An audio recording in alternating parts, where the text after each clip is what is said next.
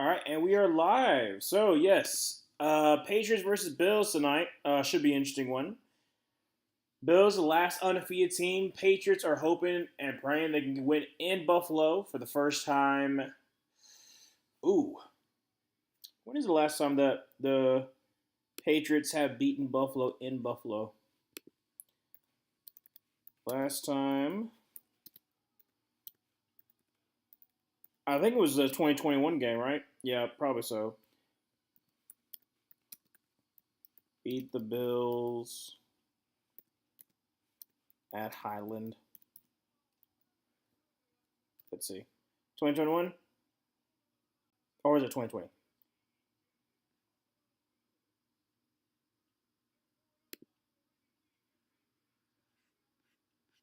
Oh, it's Orchard Park. My bad, not Highland Park. Whoops.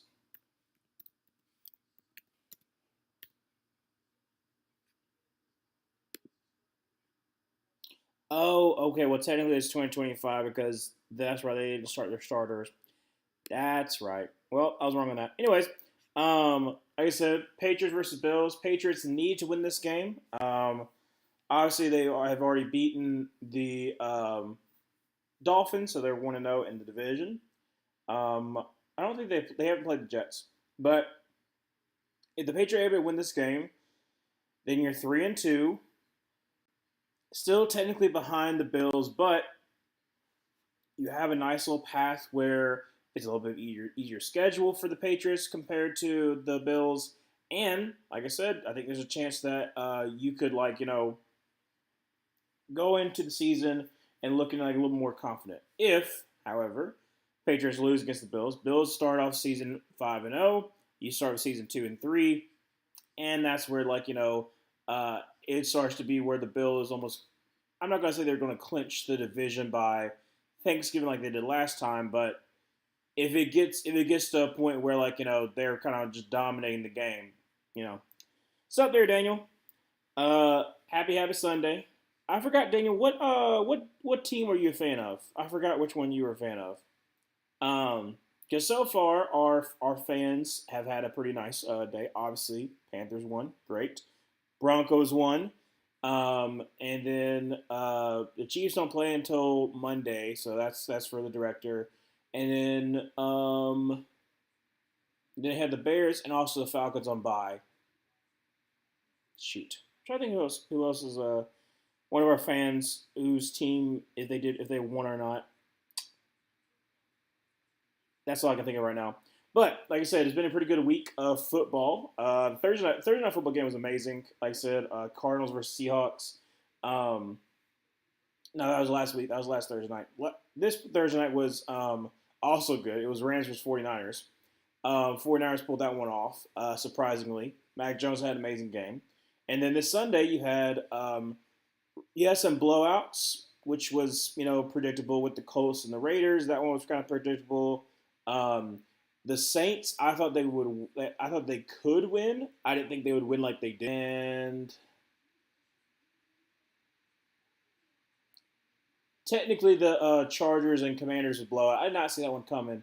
The fact that they were knocking on the door to make it a one possession game where they was down 20-10, threw a pick because it hit off the helmet of the defender.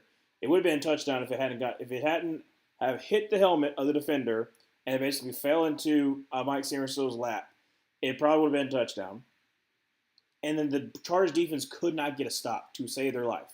So driving down the field of 5 minutes, and they basically just drive it down the field and score a touchdown, and then the game was over. So Commanders get an amazing victory against the Chargers. And then I'm trying to think. Then obviously, like the Titans Cardinals game was crazy. It was like I was watching it because I had like the red zone, and so I was like, I was just check and see like what's games happen because we already knew Lions Bengals was gonna be a blowout, and it was. And then the Bengals kind of made a little bit of a comeback, but like not really. Um, there was never really any like doubt like that they would win. And then you had, but the Titans Cardinals was so weird because like the Titans scored late. It's like it's like a pity point, and then they shank the extra point because it's Joey Sly, and so you're like, oh well, I guess the Cardinals will pull this one out, that'll be fine. And then the next possession, the Titans get the ball.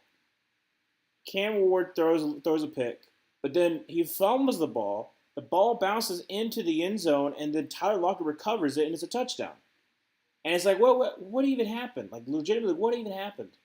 And so they win because of that, getting a stop against the Cardinals, and then driving down the field. An amazing throw by Cam Ward to Calvin Ridley, sets him up. They kick the game-winning field goal, and they win. So it's the first one for Cam. And then you've got obviously, like I already said about the Panthers Dolphins game. That one was crazy too. The last time that we came back 17 down was against the Eagles in 2018, which is another thing too. With the Broncos game, it was the first time since 2018 that a team has came back down 14 plus points over a defending Super Bowl champion. Last time was the Panthers versus the Eagles in 2018 when we were down 17-0 at the very beginning of the fourth quarter, and we came back and won 21-17. So it is wild that basically the same exact score and the same exact scenario. Just saying, very very odd.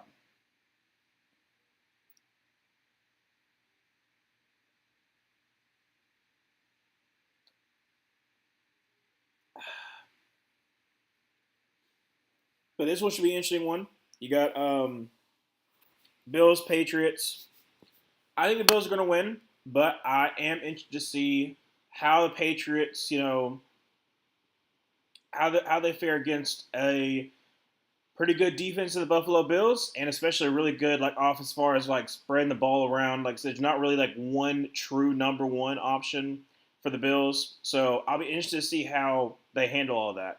Because obviously, they're coming off of a massive win of absolutely dominating the Panthers. But how is it going to happen when it's actually a really good team? Plus, also, a nice little wideout they got for the Buffalo Bills.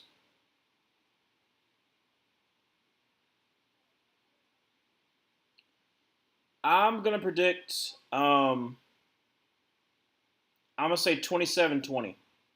27-20, Bills win. That's my prediction. I'm hoping James Cook has a legacy game. I really need him to. My fantasy week is down bad because unfortunately Sam Laporta went absolutely off. I had another one of my uh, fantasy opponent that had a pretty good week. So I'm hoping for a legacy game from James Cook and also from Patrick Mahomes. I need them to combine for 50 points, which is probably not going to happen, but you never know.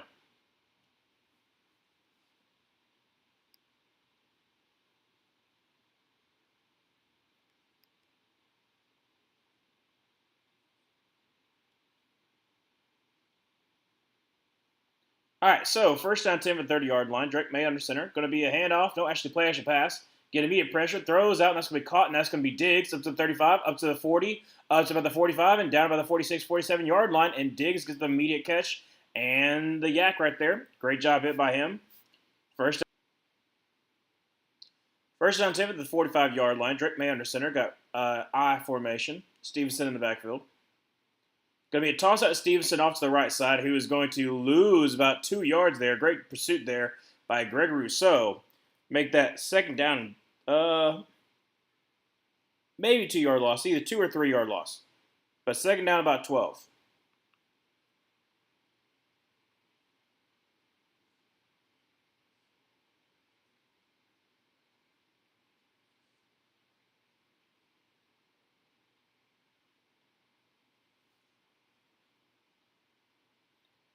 All right, so second down 12, like 12 and a half. Drake May shotgun formation, drops back a pass, throws out to Gibson, who's going to get some green grass to the 45 and up to about the 48-yard line.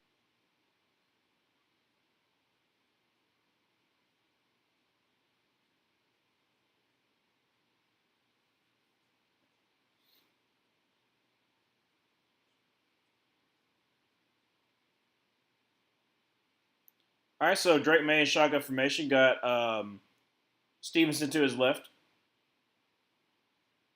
13 minutes left to go in the first. Draws back to pass and is going to try to avoid the pressure. He's going to get sacked back at the 46-yard line. And that's Gregory Rousseau. 4th down and 9 coming up for the Patriots. They had to punt this ball away. 12:45 to go in the first.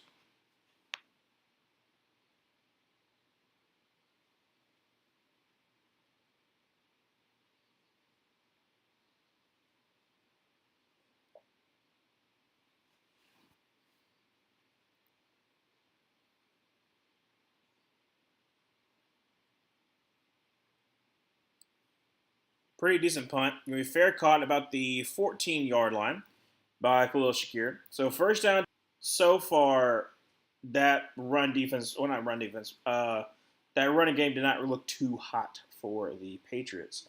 But still in the game. I'm trying to remember what else I was talking about before. Like I said, this week for football is kind of crazy. You had some close games, had some upsets. Like I said, I don't think anybody would have thought that the 49ers would have done as well as they did against the Rams. That was an amazing game to stream. Saints beating the Giants. I predicted the Saints to beat the Giants. I think near the end, people started to kind of feel like the Saints had a shot. And so they beat the Giants. And then Panthers beating the Dolphins is a upset. And then besides that, there was like a lot of also the Broncos beating the Eagles is also upset too. But besides that, it's more just like a whole bunch of blowouts. Like I said, you got.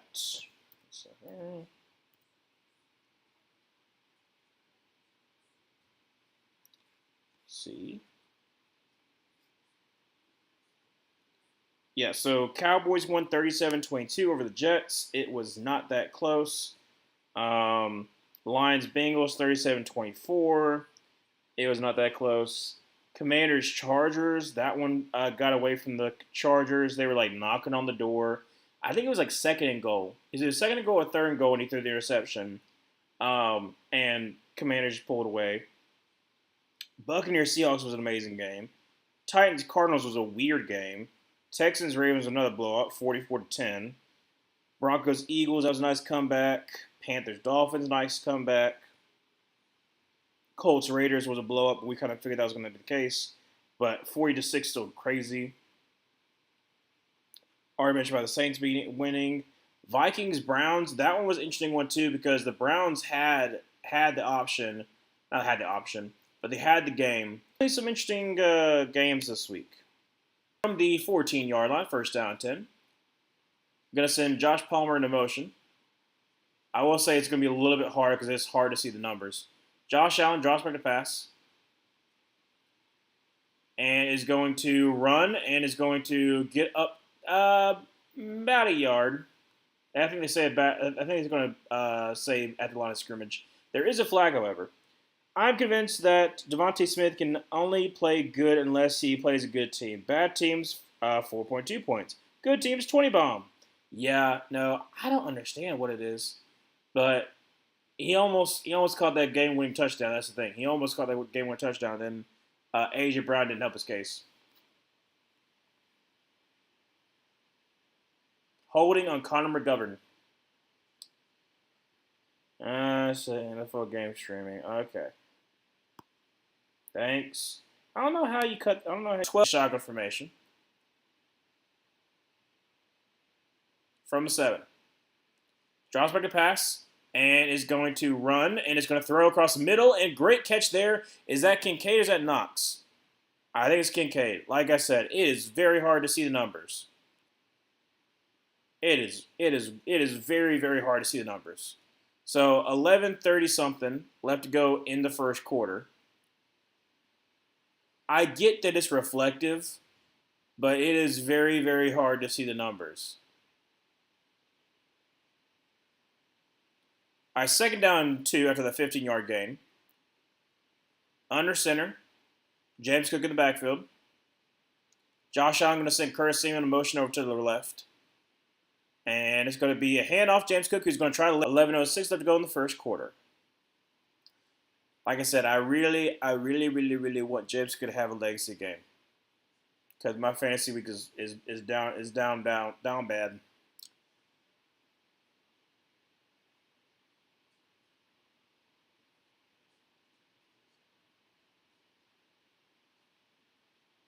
All right, so Josh Allen in center, I formation, two tight ends to the left. Now I'm going to send Dawson Knox in a motion over to the right. Going to be a handoff James Cook, who's going to try the middle of the field and gets about 2 yards there. Second down 8.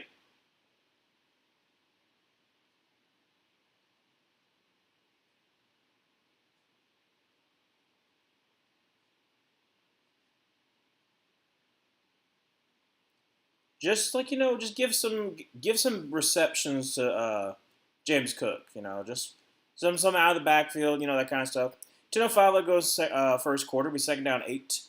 Josh Allen gonna be in shotgun formation with James Cook to his right, but not really bunch.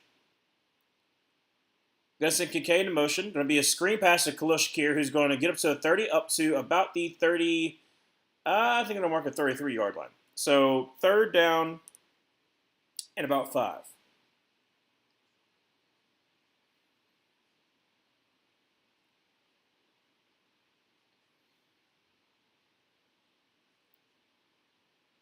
Like I said, I don't really mind the uniforms, uh, like the winter look, but I don't know the reflective silver is not really doing it for me. It's third down and 4. Josh Allen is going to drop back to pass, and he's got time, got plenty of time. Rolls out to his right, and is going to check it down, and that's going to be caught. That's going to be up to the 50, up to the 46-yard line, and that is going to be Dalton Kincaid with a nice gain there. Under 9 minutes left to go in the first quarter. First down 10 for the Buffalo Bills. I said Josh Allen buys a whole lot of time. I mean, that's like over 6 or 7 seconds to throw.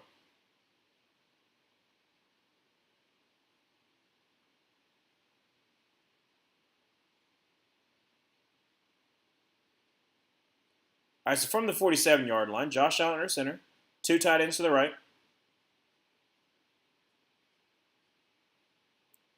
Oh my gosh, fumble.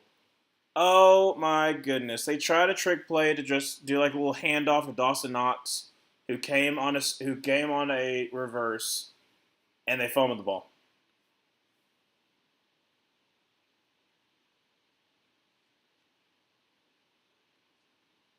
Dumb, dumb, dumb. Oh, it is Joshua Farmer who got the recovery. Good on Joshua Farmer, the rookie from Florida State.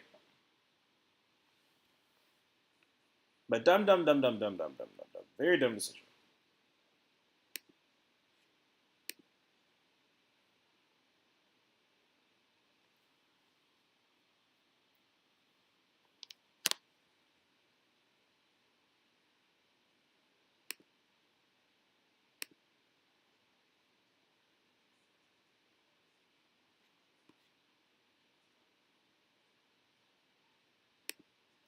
I just don't know why they do that though.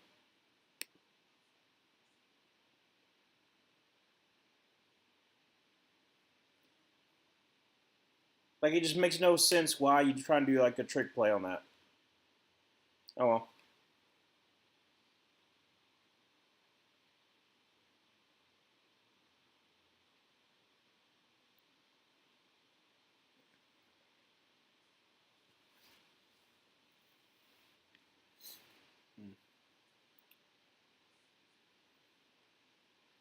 I'm also like I said, I'm intrigued by this matchup because, like I said, it's division opponents, and if the Bills win, then they continue to be undefeated. But they also have like almost like a stranglehold over the AFC East at the time being.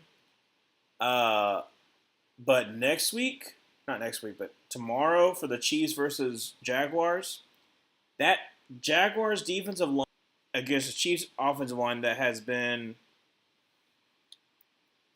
a little bit suspect. So I'll be intrigued to see how that goes. I think the Chiefs still win, But I think it'll be a fun game.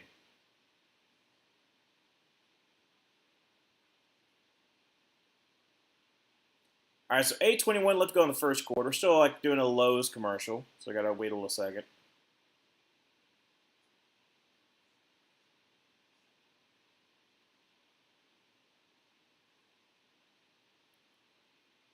Law and Order. How long is Law and Order going to keep on going?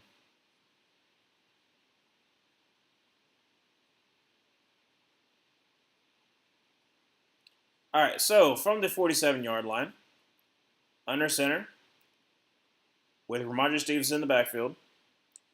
Going to be a play action pass, and Drake May is going to check it down to Ramondre Stevenson up to the 40 and fumble the ball, but I believe he was down. But if not, it would be hilarious. It would. But we're going to double check and make sure. Let's see here. Yep, that ball's out. Yep, it's out before he's down. So, Buffalo, yes, it was a fumble, but you get it right back. And if I'm New England, I'm asking myself this. Stevenson has had a problem of fumbling the ball. Maybe it's time for Henderson. Just under center from the 38-yard line. Going to be a handoff to, actually going to be a flea flicker. And Josh Allen is going to throw it, and that's going to be caught, and that's going to be down to about the 41-yard line.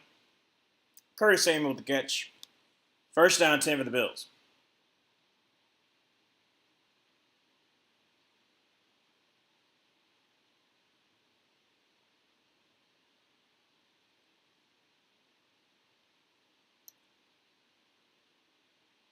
I think there was like a substitution. What happened?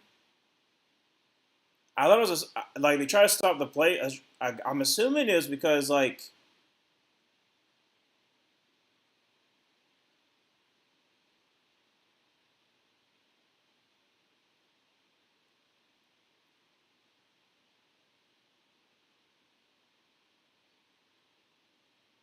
All right, well, James Cook is on the field now. All right, whatever. So first down 10, 7:46 left to go in the first quarter. From about the 42-yard line, Josh Allen under center. Give it to James Cook. Two tight ends to the left.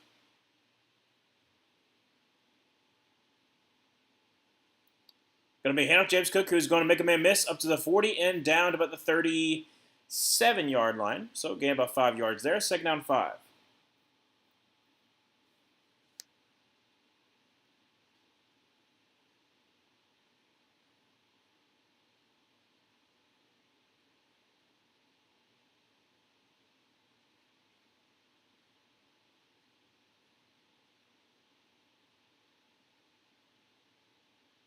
All right. Second down 5. From about the 37-yard line, Josh Allen center. Going to be a toss, and that's going to be to Johnson, who's going to get up to the 35-yard line, up to the 30, and down about the 28-yard line. Nice game there of Johnson, and it's going to be a flag, though. So, warning?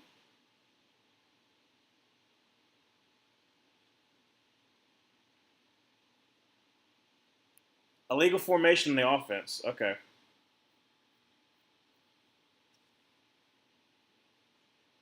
6:49 left to go in the first. Let's see.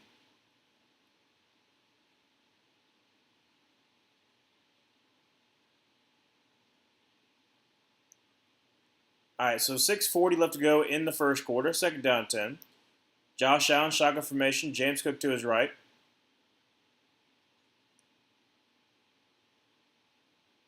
Draws back a pass and throws, and that's going to be to Keon Coleman.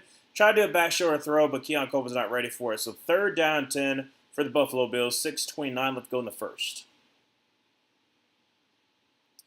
Just give it to James Cook. Just throw him a little catch. See what he can do. But he's going to be Ty Johnson on the field. Dang it. I need James Cook to have a legacy game. It's not going to happen, but I would love to see it. So, Keon Coleman is in the backfield for some odd reason. No, he's not. Okay, good. I don't know why he's in the backfield. Drops back a pass, is going to throw a little jump ball, and it's going to be incomplete. Try to get to Keon Coleman. Great coverage there by Jones, and that's going to be 4th down and 10, 6:24 left to go in the first quarter, and a punt will ensue for the Buffalo Bills.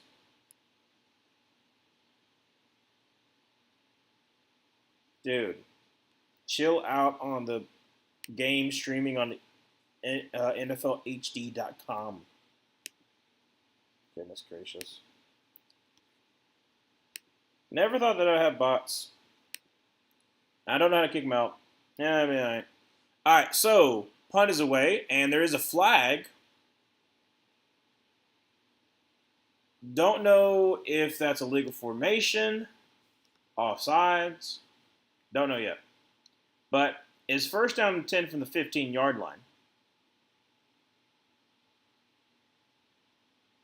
I think they're going to count it. I think it's against the Bills.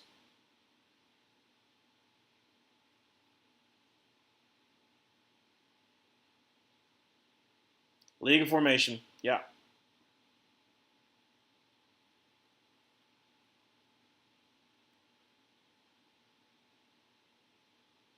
All right, so it's going to add 5 more yards at the end of return, so it'll be from the 20-yard line.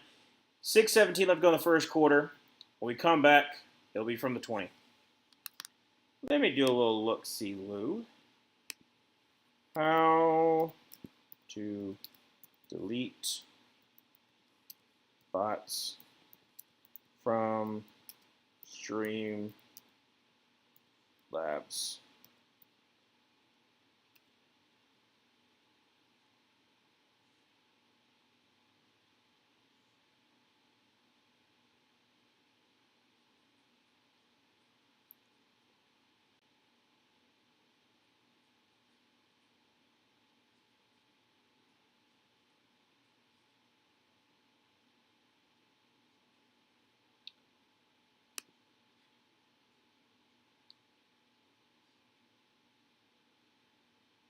Ryan, you've made it. You're big enough that bots care.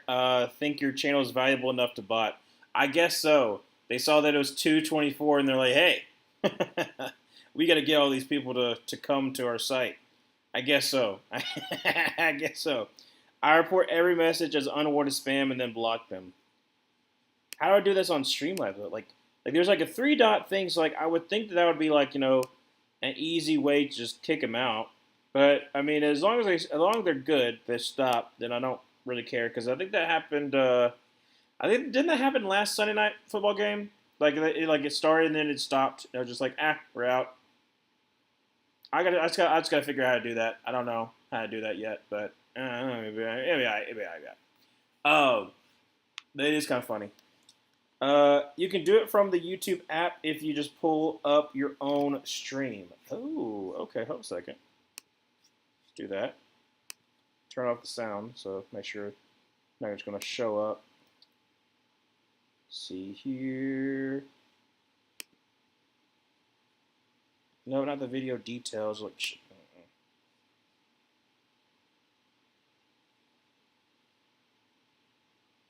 goodness gracious.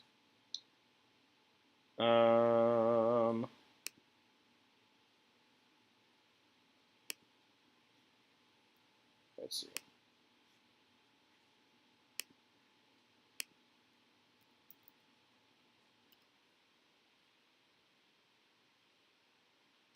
Use tubes. Let's see.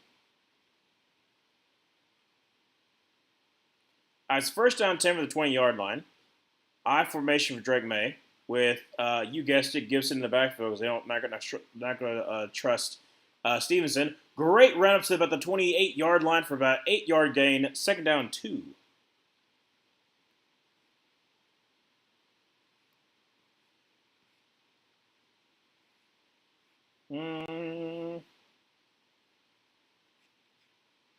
Luck.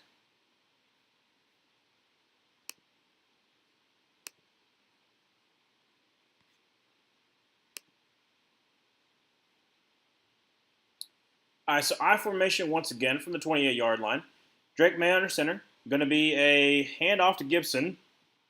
Gets the 1st down to the 33-yard line.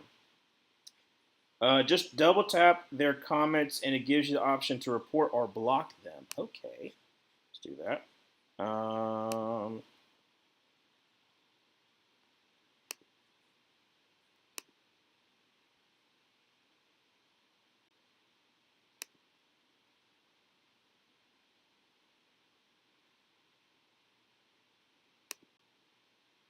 First down 10, going to be a handoff to Gibson once again, who is going to get about 2 yards.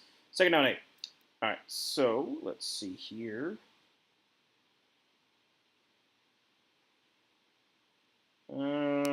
Close. Let's see here.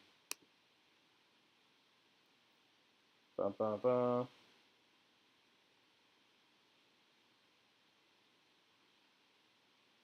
Do I need to hide user on this channel? Would that be better? Or just report? So from the 35-yard line, going to send Stevenson into motion. Has two tight ends, two running backs to his side. Drake May is just going to dump that. That's got to be intentional grounding. How do you not call that intentional grounding? Oh, okay. Well, let's see here. I'm just going to do this. I'm going to hide user on this channel. And then also the same thing for this over here. Hide user on this channel. Bam. All right. There we go. Yeah, hide will hide their comments from everybody. There we go. Good. All right, so fix the situation for now. All right, so that's going to be a first down for the Patriots. Sorry about that. 4:08 left to go in the first quarter. Now it's to Booty. Yep, nice extension there by Kayshawn Booty. And it's going to be first down 10 for the Buffalo. For the New England Patriots. From the 43-yard line, Drake May under center, I formation. Going to be a toss out to Gibson. He's going to try the right side up to the 45, up to the 50. Down to the 50-yard line. It's nice, a gain of 7 yards there. Second down and 3. 3:40 remaining in the first quarter. And the Buffalo Bills are on their heels a little bit. Not being able to really stop this run game.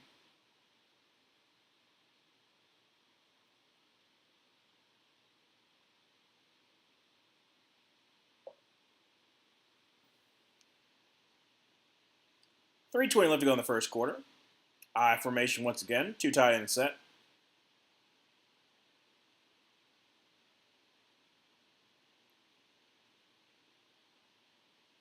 Going to be another handoff, and that's going to be Gibson, who is going to get no yards. So third down and 3 from midfield. Got to get up to the 47-yard line. Let's see if the Bills are going to stop here. Sammy D throws a game-losing INT just as I tone into the game.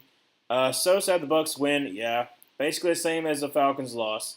On a happy note, Titans win, and it was quite the win with a drop ball at the 1-yard line by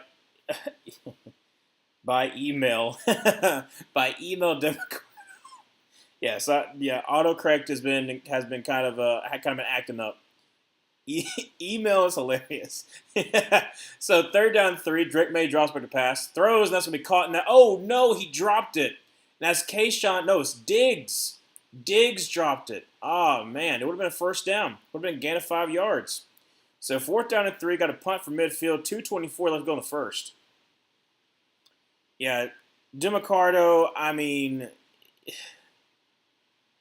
I don't know. Like, I get it. Like, you were, like, slowing down. But make sure you pass by the goal line before you drop it. It's not that hard. It's really not.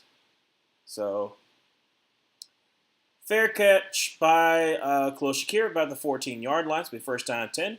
For the 14, 2:17 left to go in the first when we come back from a commercial break. Yeah, no, like, speaking of drops. But, no, it was so crazy, too, because, like, the Titans should have lost that one. They should have lost that one. Because they scored late, and I was like, oh, okay, they scored. That's nice. And then you had Joey Slye miss the extra point. So it's a 9 ball game, and you're like, okay, well, they're probably not going to win. Then the Cardinals don't do anything. Then you have the Texans drive down the field. But then, no, Cam Ward just threw a pick, and then he fumbles the pick, and then and then it goes into the end zone, and then Tyler Lockett picks it up. Oh, it falls on top of it for a touchdown, and you're like, what? What just happened? Like literally, what just happened? And so the Titans go up, and then you're like, okay, well, now it's going to be up to the Cardinals. Hopefully, the Cardinals can get a first down. They can't, and so they have to kick the ball away. Titans have another timeout remaining. They go to the 2-minute warning, and then they're able to drive down the field, and Cam Ward throws an amazing pass to Calvin Ridley to set him up at like the 20-something yard line.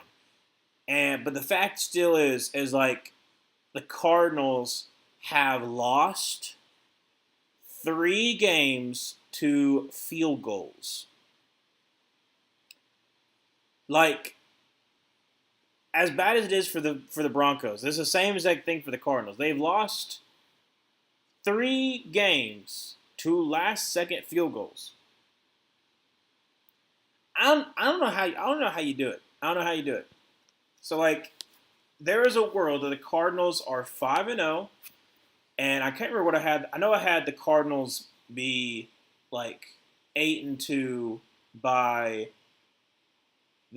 week 10, because I was like, I think they could be like a decent team, and then they just fall apart. Because I don't know. I just felt like they were a scrappy team, and they have been. They've been so close to being good, but no, they just fall flat. And I don't know. I really don't know. I want to have faith that they can turn around, but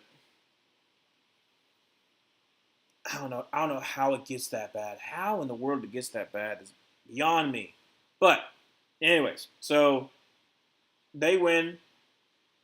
Like I said, you had a lot of strange games this week. A lot of strange games. I'm glad that Cam Ward got the win after that press conference. Must have really lit a fire underneath the team. Jets are jetting harder than I've ever seen they Jets. Kind of. Going to be a handoff. That's going to be to Samuel, and a very late flag. Like a very late flag.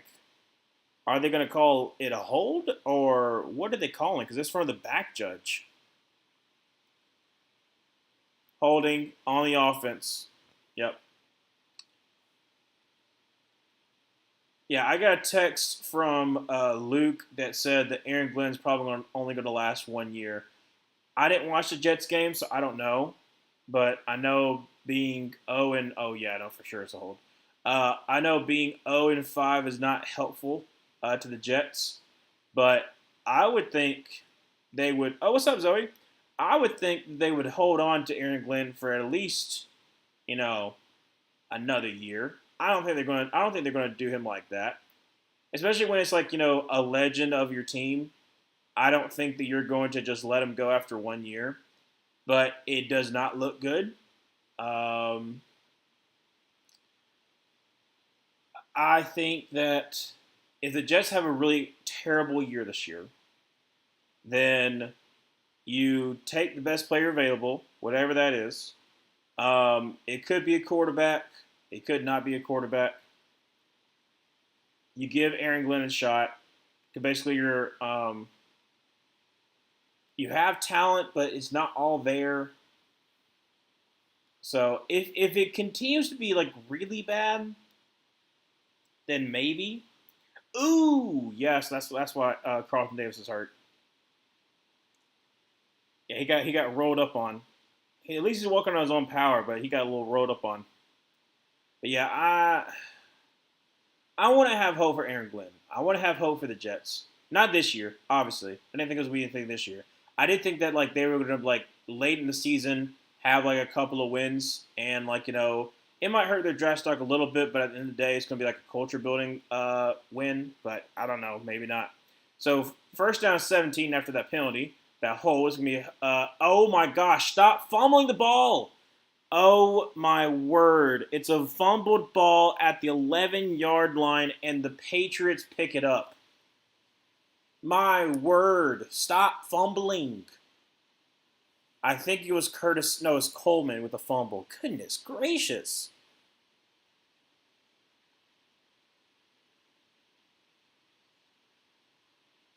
And it's Spillane, like I said, Forced the fumble. Dude, I mean, it's great field position for the Patriots at the 11-yard line. Aaron Glenn got dealt a putrid hand. He deserves more time, but if he gets Frank right, I wouldn't be surprised. Just say doing just things under Woody Johnson isn't until Woody Johnson isn't in charge. Yeah, like that you would think that they would like give him another year, try to be supportive with another year of drafting. Because so far Mimbu has looked really good, which obviously should have been. But I formation going to be handoff to Gibson, who's going to get absolutely leveled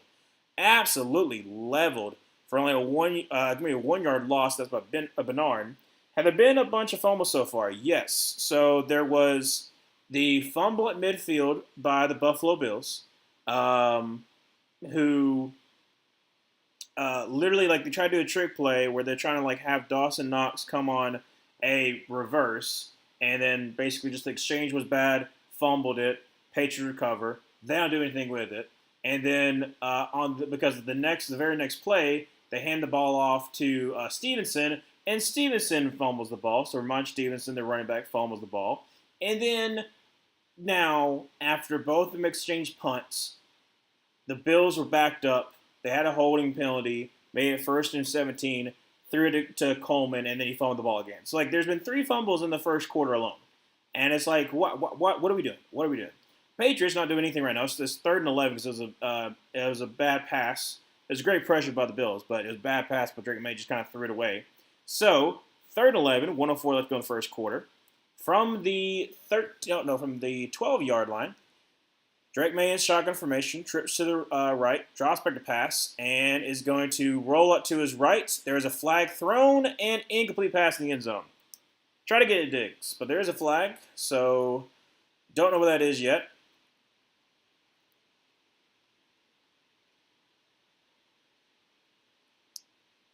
Let's see what they're going to call it on. Illegal formation? I think it's illegal formation, yep. Yep, illegal formation. Penalty decline is 4th down. Has the ball been checked for Vaseline? Well, I don't know. Or it could be Crisco. That's the question. Have y'all ever played a game? This was a game that I played in Alaska.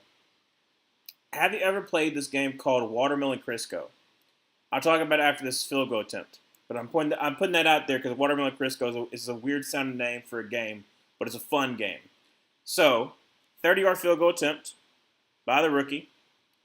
And kick is up, and kick is good right down the middle. So it is 3-0, 56 seconds left to go in the first quarter, and the Patriots take the early lead after that fumble by Keon Coleman.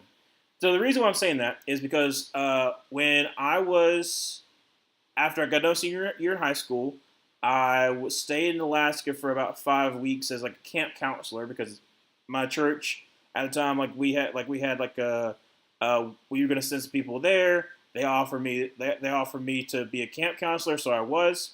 But the first thing that I played there was this game called Watermelon Crisco. And I didn't know what the heck they were talking about. I was like, what are you talking about, Watermelon Crisco? Basically, very simple. Take a watermelon, you cover it in Crisco, and then you play rugby, where basically you're trying to get the watermelon on the other side of the dock, because the way they had the dock was like set up like a box. And so you're trying to get it from one side to the other, and basically you're trying to carry it over. And it's so slippery because it's in the water and it's covered in Crisco. But I was pretty good at it because, like I said, I was offensive lineman. That they started to the other team started just okay, we're just going to attack Ryan and just take him out of the play. So I had 2 people on me, so there would be no way that I could get the water. I couldn't get the watermelon. But when you said Vaseline, I don't know why, but I thought about the watermelon Crisco and just being so hard to keep a hold of. I don't know why that came to me, but return from about the 3-yard line up to the 15 to the 20, up to the 25 to the 30, and down about the 33, 34-yard line. That's going to be Curtis Samuel. Buffalo Bills start off the ball with 50 seconds left to go in the first quarter, down 3-0. I love to see a close game to fuel my delusion that we are beating the Bills on Monday Night Football. Like I said, it is a home game for y'all. So the Falcons have a chance, maybe, but it's gonna be really hard for y'all to be able to beat them. But you never know. You never know.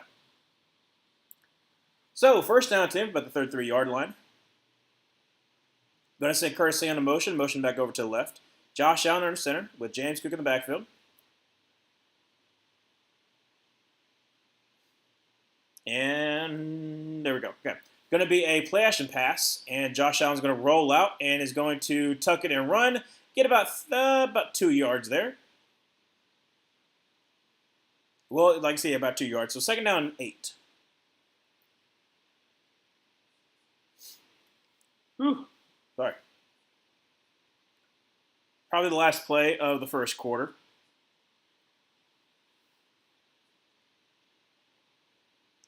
Just give it to my boy James Cook. Let him cook, please. All right, so shotgun formation. James Cook to his right. Josh Allen. And that's going to be a false start on Deion Dawkins. And it's going to back him up a little bit more.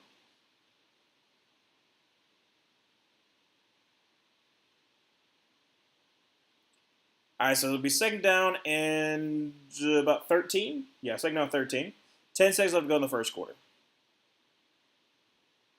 So far, 5 penalties for Buffalo and 0 penalties for New England. And that's going to be the end of the first quarter because, the clock will still run after penalty. So, it's been a fumble fest for sure. Nothing's been really impressive. The Bills are kind of concerned about your run defense so far. But on the last drive, you did pretty good. But then again, you're backed up, so hopefully you'll be doing good. And then maybe we can actually tell, how you're going to be doing this game. Because so far, that's pretty much been it. Is the fumbles that's been kind of causing problems for each team. So, if y'all play rugby, how come the watermelon didn't break when it was thrown, hit the ground? So no, you're just moving it, you're carrying it. It's like a version of rugby where you're carrying the watermelon that's covered in Crisco, and you're carrying it to the other side. So in that way, and then if someone gets around you, then you're trying to they're trying to steal the ball from you, or you toss it back to your teammate.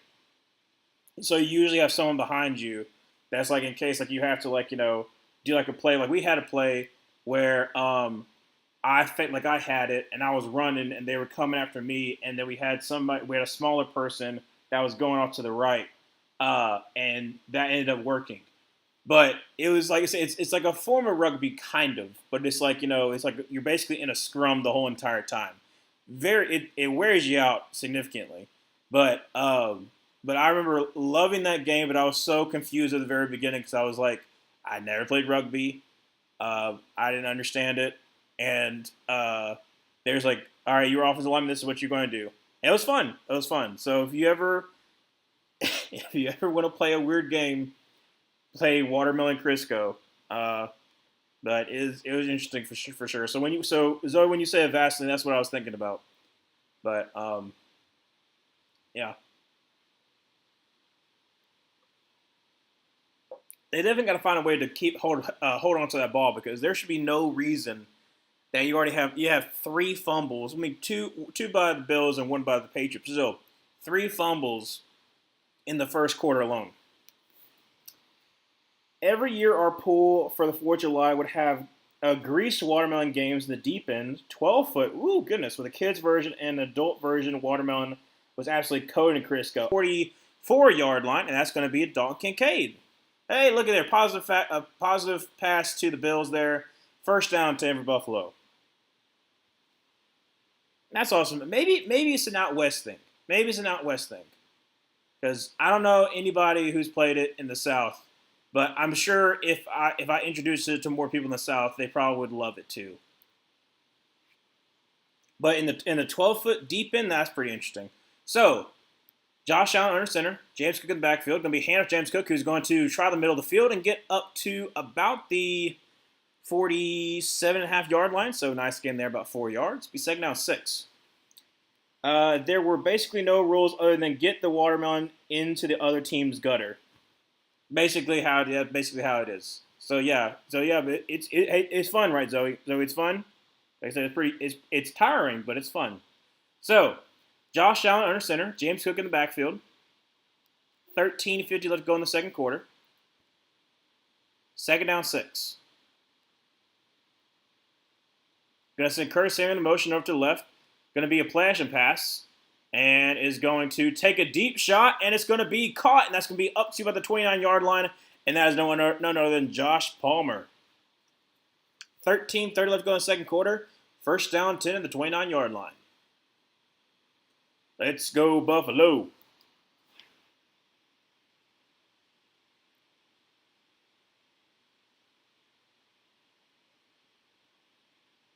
Gonzalez kind of lost him there. He had good coverage, then he kind of lost him for a second. As the first down 10 at the 29-yard line. Looks like James Cook going to need a little bit of breather. Going to be a toss out to Johnson, who is going to get about 3 yards. About a decent 3 yards there. Second down 7.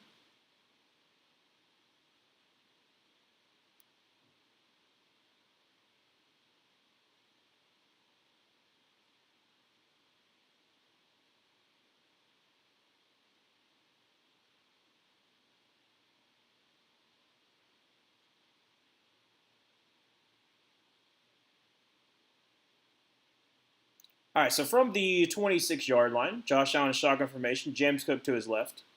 Second down 7. Going to send Kincaid in motion over to the right, drops back a pass, and is going to check it down. That's going to be to Kincaid, Khalil Shakir, up to about the 20-yard line. Nice gain there of the 6 yards. Third down and 1 for the Buffalo Bills at the 20. 12:05 to go in the second quarter, still 3-0, but Buffalo is driving.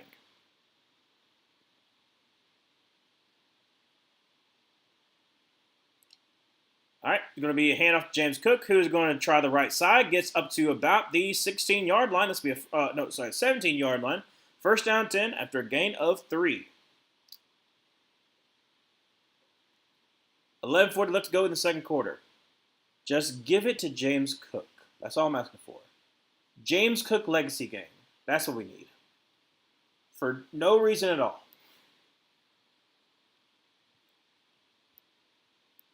I don't like these silver lettering on white unis too. Yeah, like I said, it's hard to see the numbers. Unless I know for a fact. But going to be a handoff. James Cook off to the left side, up to the 15, up to about the 11-yard line. Nice game there. Going to be second down and about 4 after a gain of 6. But yeah, especially Kincaid and Dawson Knox, they're essentially, I don't want to say essentially the same player, but kinda. And so it's kind of hard to tell which one's which, and the time being, especially I guess from a side angle, it is almost impossible to tell. Second down and 4 from the 11-yard line. Josh Allen under center with James Cook in the backfield. Going to be a handoff. James Cook, who's going to try the middle of the field and gets a yard. So third down and 3. I remember joining in the adults game starting when I was about 15, 16 or so. It was crazy. Goodness gracious, it takes a lot out of you. It does. It takes a lot out of you. But yeah, I haven't played it since then. But it was fun. It was fun. All right, so third down and 3 from the 10-yard line. Josh Allen going to be an empty set. 10 minutes left to go in second. And Ty Johnson is going to come into motion. Play clock at 3. And going to be a keeper by Josh Allen, who's going to sidestep, throw it, pitches out to Khalil Shakir, and he's going to lose yardage too. Yeah, I think it's a legal man downfield regardless. I think it's a legal man downfield. Josh Allen thinks the penalty's on the Patriots, but I think it's a legal man downfield.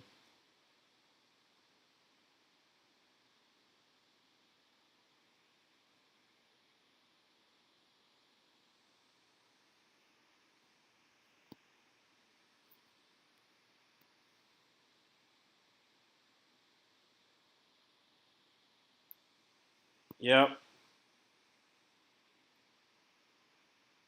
Oh, pass interference.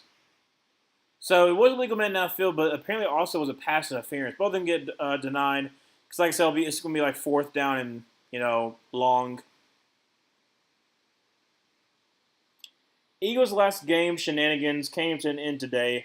Not miracle comeback when only playing a half football. 10-game win streak going back to last year.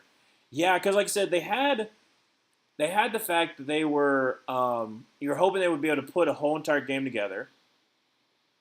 And when it gets to like the fourth quarter and you're up by 14 points, you feel like, oh, I'll be good enough. Kick is up, a kick is good, but barely. And so it'll be a 3-3 game, 9:34 left to go in the second quarter. Like you think, Zoe, Broncos win. You're 3-2. The Chargers are 3-2. Excuse me. The Chiefs are the Chiefs. So, yes, you lost to the Chargers, but you're only half a game behind them now. So, like it's still early in the season, but the Broncos still have a good shot of winning the division, thanks to winning against the Eagles and having the Commanders beat them. But like, I don't know. I don't know why they just cannot seem to put together a whole entire game. And I understand some of it has to do with the fact that, it's new coaching staff, with especially the new offensive coordinator. But you can't have this be a consistent problem going into week 6 and there is no end in sight. Like, we were hoping that this would be the game where they kind of put it all together, and they haven't. And it doesn't really get so much more easier down the line because you have a pretty hard schedule. Chiefs might get to 3-2 tomorrow. Like I said, it depends on what Jaguar shows up, but yeah. Zoe, does this week win make up for the Colts' loss? Oh yes, absolutely. Yeah, like I said, I think it also helps the fact too that you have, you know, you brought down another undefeated team. That's gotta feel nice. Also, I'm sure there's a lot of Eagles fans that are talking a lot of trash too. So, very happy camper right now. Very good. Man, I really thought the Raiders would be okay this year. Really thought they could go 7-10, 8-9. I did too. I was thinking, I was like, okay, well, Gino behind a really bad offensive line, like I said, kind of carried the Seahawks, and I wasn't very confident in the offensive line of the Raiders, but I was like, okay, well, you got Brock Bowers, you got Genty. I think that Trey Tucker was just a decent number 2 option, but not really number 3 option. And so I was like, oh, he's got some players. Like he can make something going. But hold a second, is that Vince Carter? Goodness gracious, how much weight has Vince Carter lost? Goodness gracious. He looks like he's under 200. He looks like he's like 175. Wow. I either just have not seen Vince Carter in a very long time, or he went through a whole lot of weight loss. Return to the 15, up to the 20, up to the 25, and upended and fumbled again. Oh my gosh! No way! No way! Oh my gosh! It just keeps on happening, and I don't know. I don't know who got it. But it's another fumble. 9:27 to go in the second quarter. It's 3-3. Uh-oh.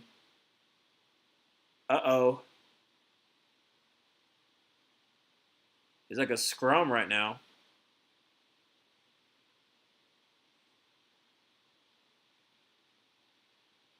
Goodness gracious. Uh, Same with Ryan. Big wins for you both today. Exactly. Congrats then.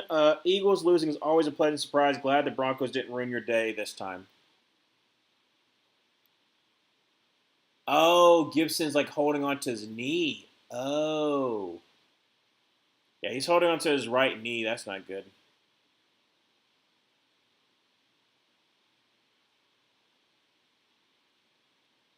I think we're going to go to commercial break. Then we're going to check on him. Yeah. All right, so we're going to commercial break.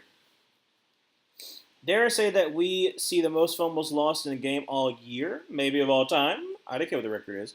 That's a good question. Let's see. Um, ba, ba, ba, ba, ba. Yeah. What? No, I just want to look for not ask question.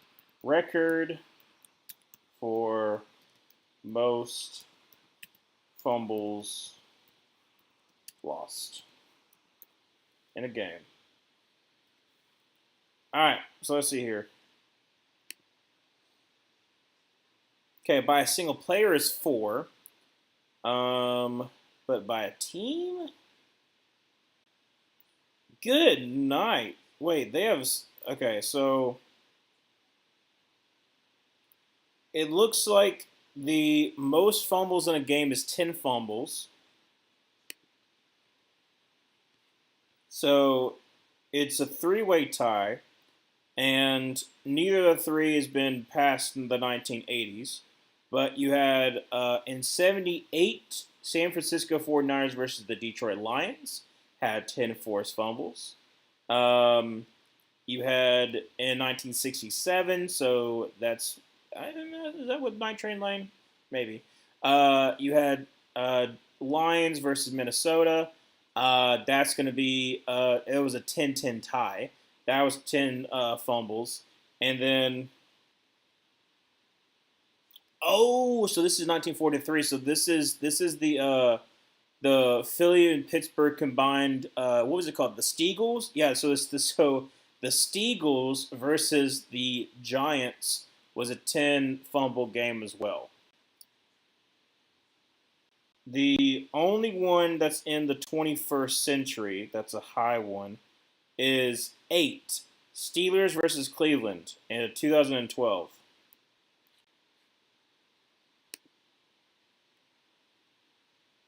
But I don't know if the Bills or the Patriots recovered.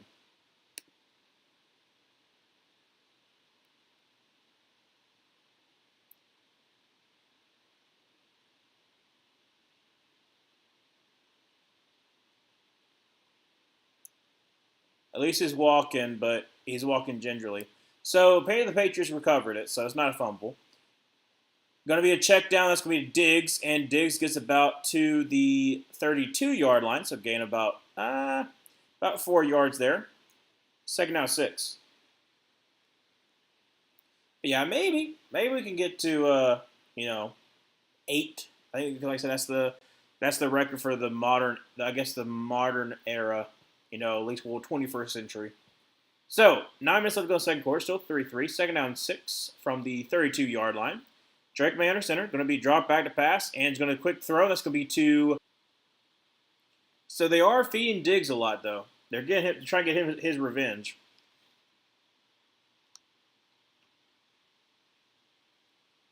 But now he's getting a little breather.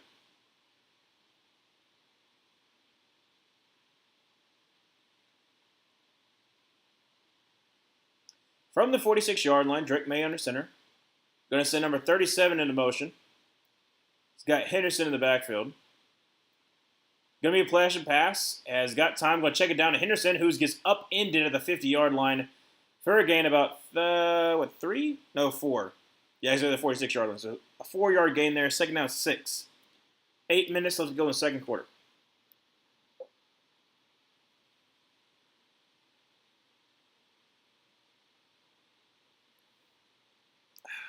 I just love sweet tea. That was my last of the batch I made, though. Gotta make some new one. All right, so 7:45 to go in the second quarter. So Hooper in motion. Oh, third down and about 8 for the Patriots.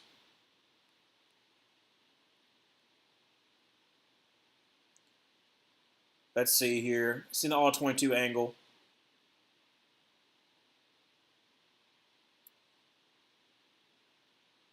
Yeah, he was like I said, unfortunately, the little hitch in the middle was double covered, so it wasn't really anything that he could do. But great pass rush by the Buffalo Bills there. So third down and 8 from the 48-yard line. Drake May's got to hurry up, drop back to pass, and is going to get some pressure. Rolls up to his right. He's going to get pressured, and it's going to be Benford with the sack all the way back to their initial line of gain, and it's going to be fourth down and 10. However, there is a flag. And I feel like it's a hold. I feel like it's a hold. Let's see.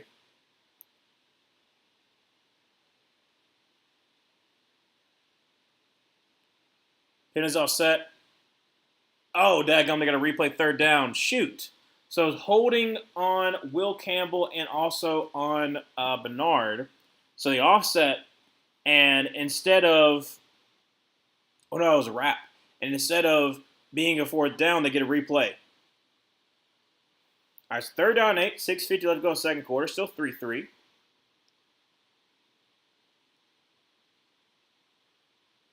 Drake May in shotgun formation with Stevenson to his left.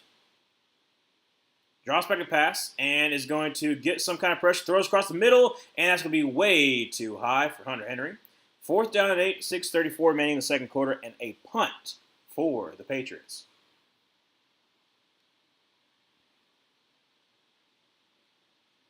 Come on, Bills. I'm just a Bill. I need y'all to give it to James Cook.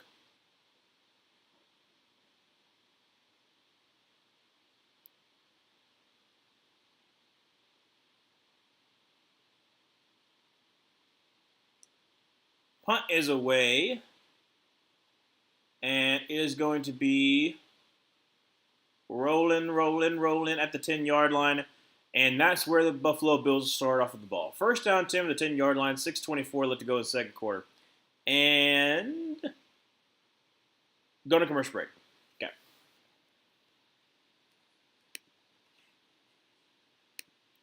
Yeah, Bills got to do something, man. I mean, you can't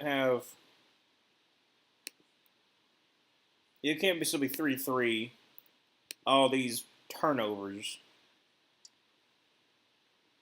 Ooh, Connor McGovern has a hand injury and his return is questionable.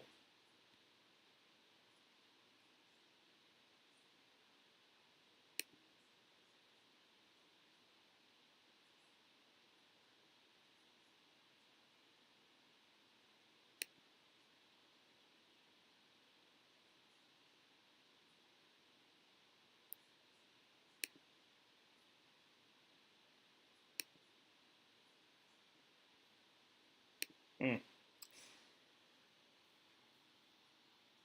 If I'm the Bills, then I'm probably running through James Cook. That's partially just what I'm also just hoping that they do. But so far, it's been pretty consistently they've been able to move the ball, run the ball. But I mean, you really just got to cut down on turnovers. I mean, honestly, that's the thing that's really setting you apart is you got 2 fumbles, they got 1, and one of your fumbles set up the field goal for the Patriots. So you could be doing better.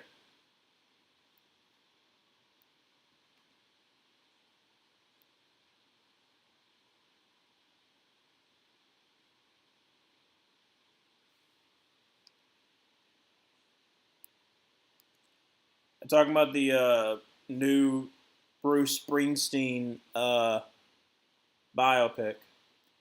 I think I talked about this before. I think the last of those musical biopics that I actually watched was Bohemian Rhapsody, and it was not really a biopic. There's a lot of stuff that wasn't really truthful, but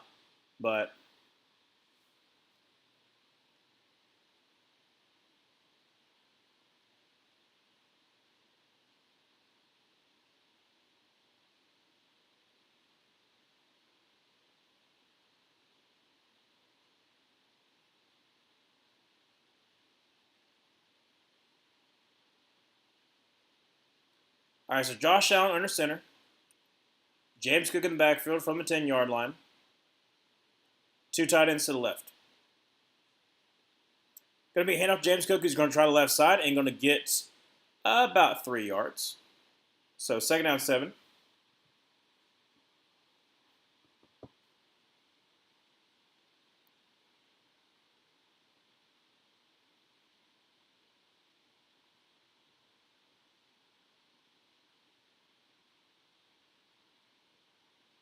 Under 6 minutes left to go in the second quarter. Still 3-3. Second down 7.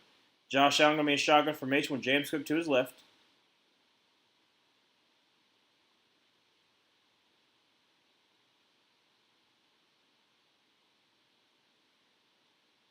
Drops back a pass, and he's going to step up in the pocket. Going to run, going to get up to the 15, up to the 20, up to the 25, up to the 30, and down about the 32-yard line is Josh Allen. First down for the Buffalo Bills, 5:30 remaining in the second quarter. Let's go. Now give it to James Cook. I'm gonna stop saying that. Like I said, I want it to happen for personal reasons. My fantasy.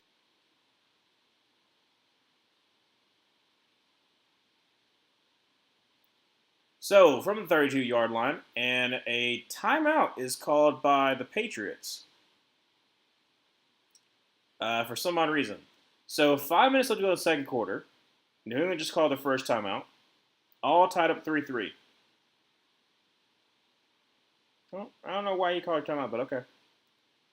Guess they didn't like their personnel. That's literally the only thing I could possibly think of.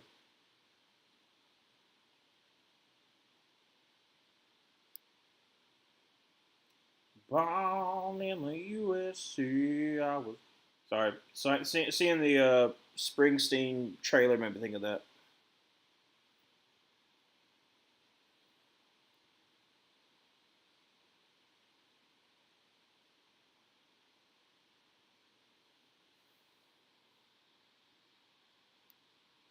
All right, so Josh Allen under center, James Cook in the backfield.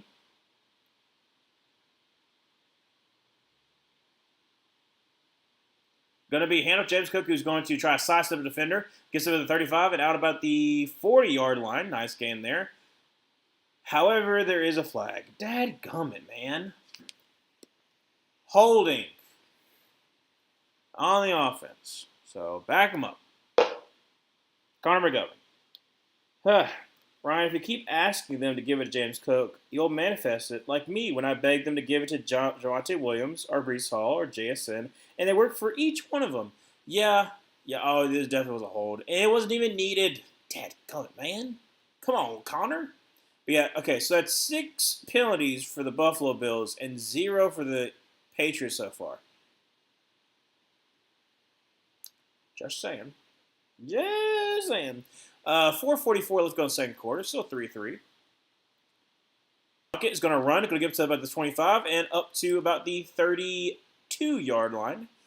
Make it second down and about 8. But yeah, so I'm hoping for the legacy game, but it's not looking that way, unfortunately. Unless he gets 3 touchdowns.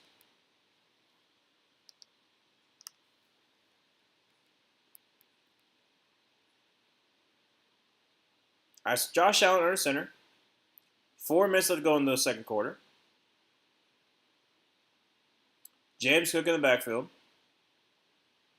Going to be a toss-up to James Cook off to the right side, who's going to cut back inside and get it to about the 35-yard line. So it will be third down and about 7 for the Buffalo Bills. 3:40 left to go in second.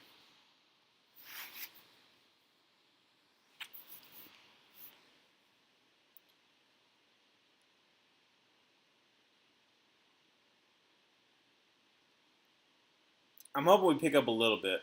Like I said, I don't mind a defensive battle, but I'd like to see some kind of offense. So it's going to be bunch to the left. Josh Allen, shotgun formation. Draws back a pass, and he's getting some kind of pressure. Is sidestepping it, but he's going to get sacked back at the 27-yard line, and that is Milton Williams with a sack. 3:05 left to go in the second quarter, and a punt for the Buffalo Bills will be ensuing. Like I said, it is a defensive battle for sure. It was a fumble. It's been a big fumble in the first quarter, but not really since the first quarter. But great job there, honestly, by the blitz package for the Patriots. Nowhere for him to go, and punt is away, and it's going to be returned about the 30-yard line. And Jones, oh my gosh, he got clotheslined. Who is that? Is that Sam Franklin? Yes, it is. Sam Franklin Jr., former Panther, with the clothesline.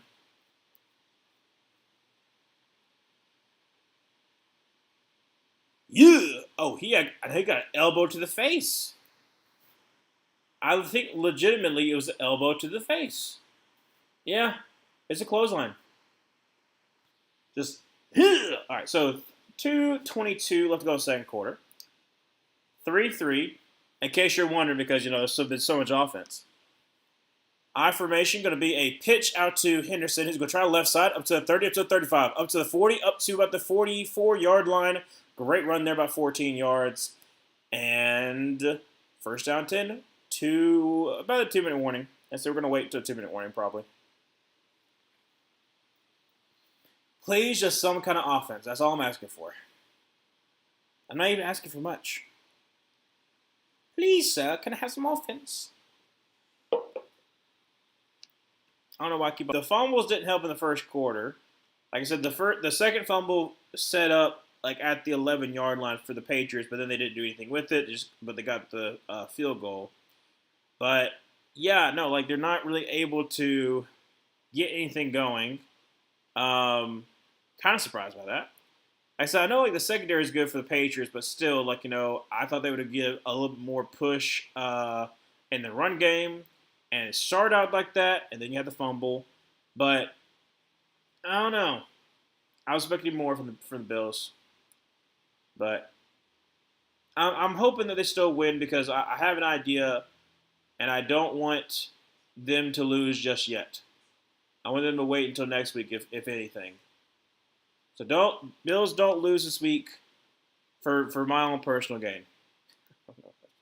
But yeah, it's not looking like a James Cook legacy game. I haven't failed, even though James Cook has been amazing for me so far for fantasy. But it'll be alright. If I lose, I lose. It was gonna be a long shot because unfortunately, Chuba Hubbard was out this week. Chris Boswell was out this week, so I had to guess on a kicker, and that did not do so well. Josh Myers wasn't necessarily at his best. Then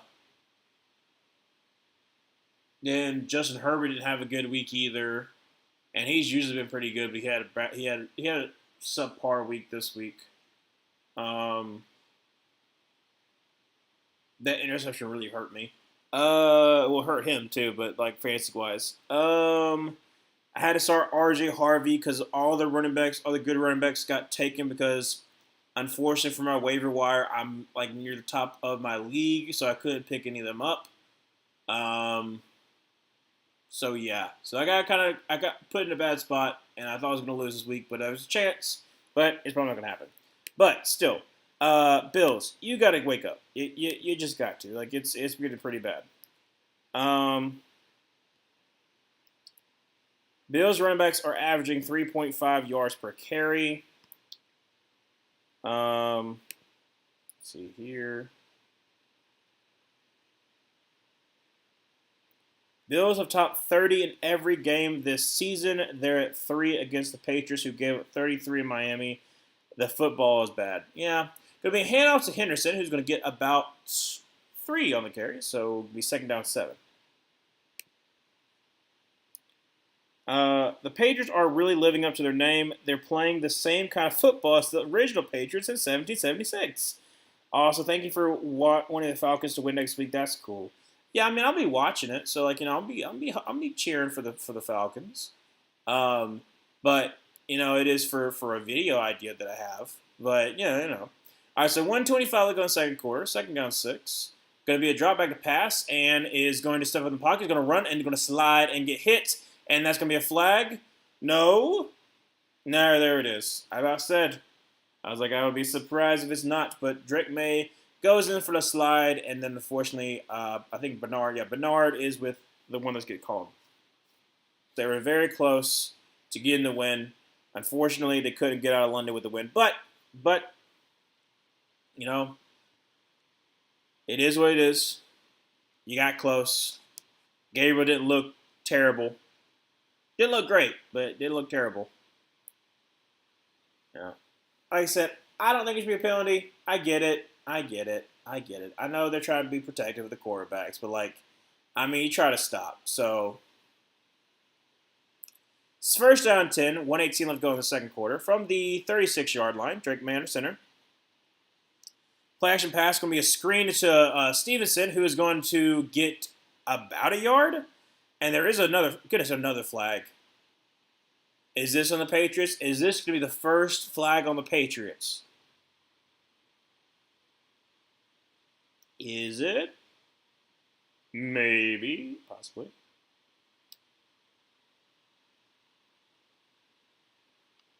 It shouldn't take this long. Come on. Wonder where it's from. Face mask on the offense. Let's freaking go. So first penalty for the Patriots, a face mask. 1:11 left to go second quarter, and that's going to back up. It's on K-Shaw Booty. Booty. And it's going to be, was it second down or first down? Shoot. I think it was second down. It's a K-Shaw Booty. And he's got, oh, absolutely.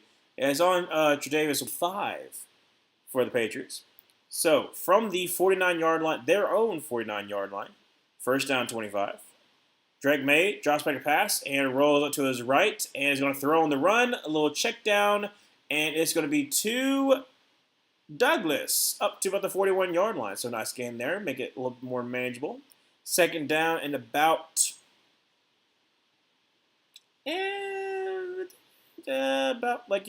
13. Diego Pavia was way too cocky and arrogant going into the game based on what he has said leading into it and during doing the victory formation pregame. It gets hard to when you act that way. I'm happy we beat Van Dorbuilt. Very nice. Second down 15. Yeah, he kind of talked himself, like I said. And he was the reason why Vanderbilt lost. That's the thing. If it wasn't for him doing those two turnovers, like Vanderbilt might not have lost. And that's a great catch to Hunter Henry up to the 19-yard line. First down 10 for the Patriots. Still 3-3. 2 timeouts remaining. 53 seconds remain. And I believe that Buffalo just called their first timeout. Possibly. But yeah, good on Bama. Getting revenge on Diego Pavia. I'm hoping that the Auburn can do the same because I'm going to that game. But yeah, he had 2 red zone turnovers. I mean, like that's that's killer. Like legitimately, like that's killer. Like you lost by 2 scores. You were only down by 6 points for most of the game until Bam pulled away. So count on you, Diego. You gotta eat your humble pie.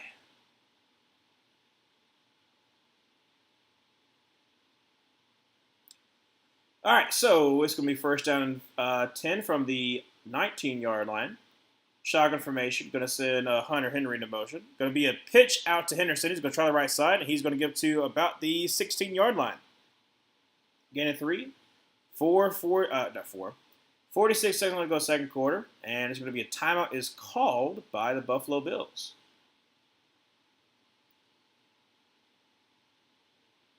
Buffalo.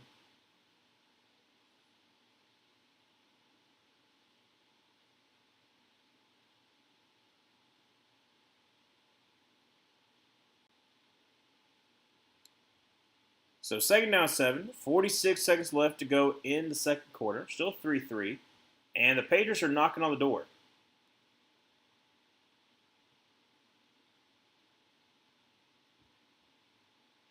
What in the world is going on up there? All right. So from the 16-yard line, Drake May under center with Henderson in the backfield. Goodness gracious. Dropping a pass, is getting pressure, stuffs in the pocket up to the 15, up to the 10, and down. Oh, goodness gracious, took a shot by Epineza. And it's going to be first and goal from about the 7-yard line. 37 seconds left to go in the second quarter, and a timeout is called by Buffalo. Yeah, I don't know what the world's happening above me, but they were just I don't know. I guess maybe somebody fell. I don't know what happened. But Deion Walker with the pressure, and then he got absolutely just obliterated by AJ Epineza. Try to sidestep Matt Milano, and then just got like cold cocked.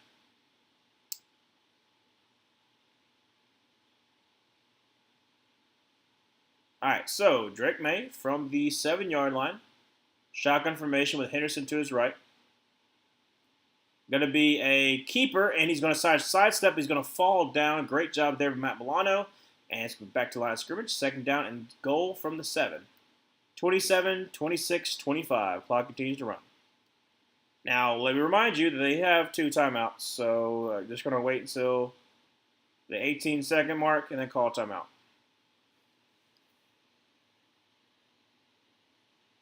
So they're going to put on 1 more second, make it 18 seconds. So the Patriots will have 1 more timeout. Be second and goal from the 7, and they're at 18 seconds. So, like I said, they got plenty of options. If I'm the Patriots, do I take the points? Like if it gets to a point where you throw for the end zone here because you're at the 7, make it third and goal, and then you run it, you can call a timeout. Do you just kick the field goal, or do you try to go for the whole shebang? From the about 7.5 yard line, well, about the 8, Drake May shotgun formation, drops back to pass, and is going to try to throw for the end zone, and is going to try to escape, rolls up to his left, and is going to try to throw on the run. That's going to be batted at the line, and 10 seconds remain. Third and goal from the 8 for the Patriots. It's going to May. Yeah, it is going to May.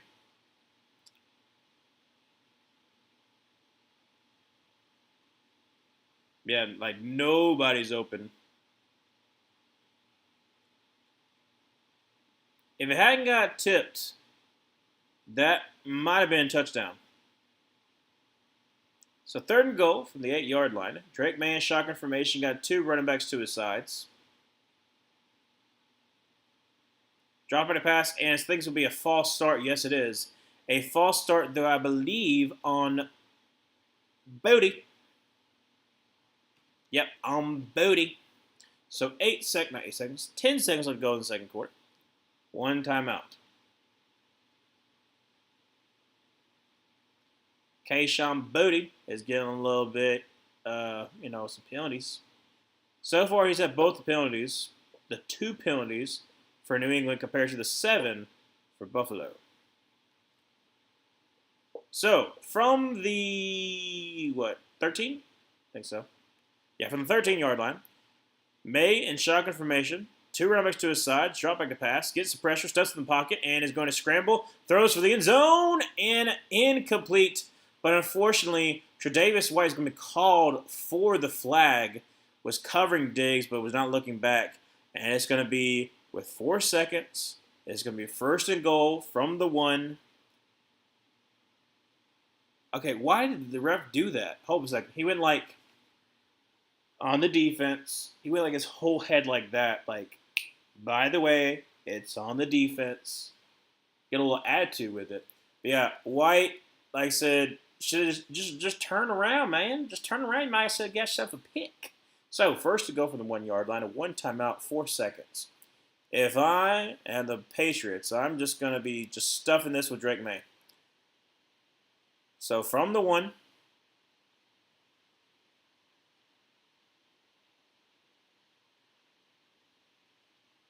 Drops by the pass and throws for the end zone. And unfortunately, Henry drops it. Was a pretty good pass, but Henry was not ready for it. So 1 second remaining in the second quarter. Second and goal from the 1. And a field goal will come on for the Patriots. They literally hit him in the hand. Hit him right in the hand. Drake May can't throw any better. So for the literally the chippiest of field goals, 19-yard field goal attempt. Please miss it. Please miss it because that'll be hilarious. And he makes it. Okay, that's fine. So, I mean, a really hard 19-yard field goal. So it's 6-3 going in a half. Um, Odd, to say the least. Did not expect the score. Uh, Bills do get the second half, so hopefully they can start off better than they did in the first half. But it's just been odd. It's been like a really odd game. Like I said, it had the 3 turnovers, like 3 fumbles in the first quarter. The Patriots' first field goal was really just set up by that second fumble. And I mean, the Bills have been able to move the ball somewhat, but like then they just had either the penalties or they had the fumbles. So I don't know. It's just it's odd to say the least. That's all I can really say. I just realized I didn't put my do not disturb on. That'll be fine. It's not gonna show up. I don't think it's gonna show up. That's not gonna show up. All right, but I don't know, dude. I don't. I'm very confused. I'm very confused because, like I said, like I was thinking like 27-20. I was like there'll be some defense, but like the offense will show up. No, not at all. Not at all. It's been the completely opposite. Um, so hopefully it gets better, but I'm not so sure it is. But in two ways, like I said, I've already kind of gone over some of the games, but I can go over a little bit more. Um, I said right now is only one more defeated team, and that is going to be what in the world is this? Oh, it's Love Island. Love Island games. So sorry that Love Island commercial kind of threw me for a loop. Oh, so the Jets are the only team that's going to be still does not have a win because, like I said, Titans and Saints both got a win. Let's see here. When do we think the Jets are going to get their next win? Please don't let me pay the Panthers. That would be so much karma against me. See, Jets have Broncos next. Oh, that's right. I think it's a London game, right? Is it in London? I think it is. I think Broncos Jets is in London, and then they got the Panthers at home. So that could be a win. I hope it's not. But then you got at Bengals. So good night. That's gonna be awful. Jets versus Bengals. I don't even want to know about that one. I'm not. Mm-mm. That's awful. So you got Broncos, uh, Panthers, Bengals, Browns. I think then Patriots, right? Yeah, Patriots, Ravens, Falcons, Dolphins, Jaguars, Saints, Patriots, and Bills. So I think there's like about 2, maybe 3 wins in there because the Jets aren't like a terrible team. That's the thing. They're not a terrible team. Are they a good team? No. Are they an okay team? No. But are they terrible? Not always. And so I think there's a chance that the Jets can upset somebody, maybe 2 people. And, yeah, it's not a great first season for Aaron Glenn, but rarely does someone just come in and it's just like an absolute stud from the very beginning. Um, so like I said, I think the Jets gives him another. They're talking about it right now. So they got the Jets versus the Broncos. Yeah. So I think if you're the Jets, you give Aaron Glenn another year because let's look at their draft class right now. So obviously you have um, Armand Bimbu, who's been really stinking good because so you have your 2 bookend tackles. You got a rookie and you got a guy going to his second year. So young draft picks. Mason Taylor, love Mason Taylor. I don't know how Azariah Thomas has done so far for the Jets, but liked him coming out of FSU. See here. Adrian Smith, love me some Malachi Moore. uh, Francisco. I don't know how do you say his name? Is like, is it Maui Goa? Is that how you say his name? Maui Goa? Because like I said, you have the other guy from Miami, and then Tyler Barron is the other guy. Like I said, it's not like a super duper impressive draft class, but it is enough where it's like, hey, it's a start. You got some holes you got to fill. Like I said, on defense, you're really needing a cornerback too. So you're hoping that Thomas can become that.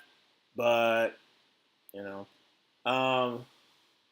First game in NFL history that each quarterback, and like Baker Mayfield and Sam Darnold, had over 325 passing yards and plus 80% completion percentage. That's amazing. I can talk about that in a second, I guess. But you need a quarterback too. You're already going to pay Sauce Gardner. You already have invested in the defensive line. Linebackers are okay. You probably draft someone later or pick up a free agency, but like you need another offensive weapon. But is there a wide receiver that you're willing to pick? I don't think there is. So I would be surprised if the Jets try to go quarterback in the first round, especially because they're going to be high. So yeah. The other thing too is shoot. Oh, dun, dun, dun, dun, dun, dun, dun, dun, dun, dun. I don't know why I got that me thing in my mind. But anyways, so I was talking about the fact that the Baker Mayfield and Sam Darnold duel. The reason why I'm bringing this up is this. I've seen a lot of people on the internet talk about the fact like, wow, the Panthers were so bad for letting Sam Darnold and Baker Mayfield leave. That's crazy. I bet they regret that decision. But then they don't take into consideration the fact of the growth that both Baker and Sam Darnold did after they left the Panthers. So let's think about that. 2022, yes, we had them both. Baker Mayfield did not play well in 2022. Some of it had to do with the fact that it was Ben McAdoo who was the offensive coordinator. Some of it has to do with the fact that Baker Mayfield is not playing to his best ability. There's a lot of problems. He was the main starter before we made some of the changes that we made. But like I said, it was bad. We decided to ship Baker Mayfield to the Rams, and to his credit, being with Sean McVay, it helped him. Helped develop some good tips. Then he goes to the Buccaneers. Buccaneers have an amazing offensive line. Well, really, two bookend tackles and like a patchwork middle of their offensive line, which they've been able to improve upon since he's been there, with plethora of weapons for Baker Mayfield to throw to, and he's been thriving at the Buccaneers. Sam Darnold. Okay, after 2022, it's like, yeah, we don't really think he's gonna be for the future, even though you helped Sam Darnold by playing mistake-free football on our little our run that we made in 2022. So he leaves, and then he goes to the Vikings, who is a quarterback guru with Kevin O'Connell. So you have to give some credit to Kevin O'Connell for helping develop Sam Darnold, because it wouldn't have happened if he was with the Panthers. So you got to take into consideration that fact of how well have both of them grown since leaving the Panthers. So yeah, you could talk about the fact you had both of them and you didn't do anything with them. Yeah, but it wouldn't have mattered. It wouldn't have mattered because of the fact of who we had as coaching. We had Matt Rule. Then we fired Matt Rule. Then we got in, and then we had, like I said, we had the run like we had with Steve Wilkes. But the fact remains is it would not by saying that, oh, if we had just kept Sam Darnold, that it was if we just kept Baker Mayfield, everything would have been fine. That's not even taking consideration the fact of the growth that both of them have done since leaving the Panthers. So that's why I saw that on Twitter kind of being shared, and I wanted to address that because I'm I think that is overlooking a lot, which often happens with a lot of Panthers fans. So, yeah. Raiders versus 49ers Thursday night type game we've got going, huh? Yeah, just straight back and forth. Just no hold barred, just absolutely, just the best of the best, trying their hardest. Yeah, I think both. I think both quarterbacks are like under 105 passing. It's like that bad. Uh, but hopefully it gets better. Hopefully it gets better because right now it's a little bit of a snooze fest. Not nothing that it's not wrong for it to be like a low scoring game. It's just could be better. Not asking for much, but could be better. Um, but um, yeah, like I said, my mind's like just floating other places now because I'm not even registering. Uh, I just want this game to be good. What's going to be good? I'm not getting my James Cook legacy game. Maybe I can get a legacy game from Patrick Mahomes against the Jaguars, but that's not going to happen. You never know. You never know. But can't wait for 2 more quarters of stoppable force versus movable object football. Yep. Can't wait for let's have 3 fumbles in the third quarter. We had 3 fumbles in the first and had 0 in the second. We got to get back to that kind of football. We got to get back to sharing is caring. Honestly, because that's what it's all about. It's all about making that bread for each other, helping out each other. And if the Bills can help out the Patriots by giving them an easy 11 yards by setting them up, and all they got to do is kick a field goal. I mean, that's what the world's about, man. Is working together to make a common goal to give your field goal kicker easy field goals. I mean, that's what this is all about. I mean, like he had like a 34-yard, and then he just had a 19-yard field goal. I mean, that's honestly, like I said, that's what it's all about. That was bad. I was thinking about like playing into the fact, but I'm like, nah, I'm not going to. But yeah, I don't know. I just want a decent game. Megan 2, the only cut that you ever need, unrated. I never watched the first one either. I know there's like a people like the first one, and then when the second one came out, a lot of people were like, "Oh my gosh!" But I'm like, I don't know. I'm not really a horror fan to begin with, so it's not really like a love for me to do. Please know I've had enough Patrick Mahomes legacy games. Well, he doesn't have to win, but if he has like I don't know, like 40 fantasy points, we can still have Travis Etienne have a legacy game. I think it would be funnier if Patrick Mahomes has an amazing game and they still lose. I think that would be fun. It's gonna be better than this game right here, 6-3. I'm sorry. I'm just like, why? Why does it have to be the third tie for the third lowest scoring first half of the NFL this season?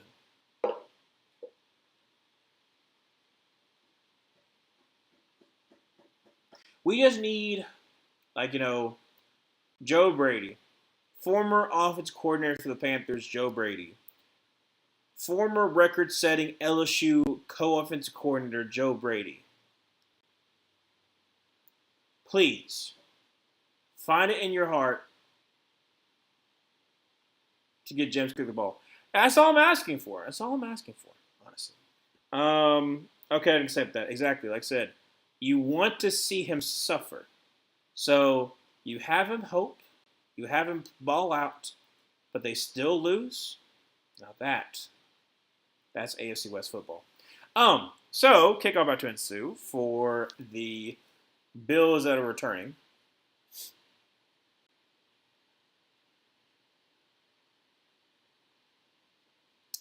And it's going to be a little bit of a boot. Hits to the 15, up to about the 15, 20, 25, and up to about the 29-yard line is going to be Johnson. So first down 10 with the 29-yard line for the Buffalo Bills, down 6-3. Oh, goodness gracious.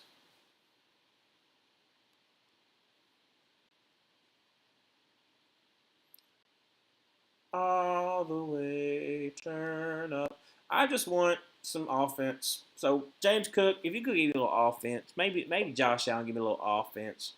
Maybe Khalil Shakir give me a little offense. Gonna be a handoff James Cook off to the right side, who's going to make a man miss. Get up to about the 35-yard line. Great job there, about a gain of 6 yards. Second down and 4 for the Patriots. For the Bills. 14:40 left to go in the third. Second down and 4.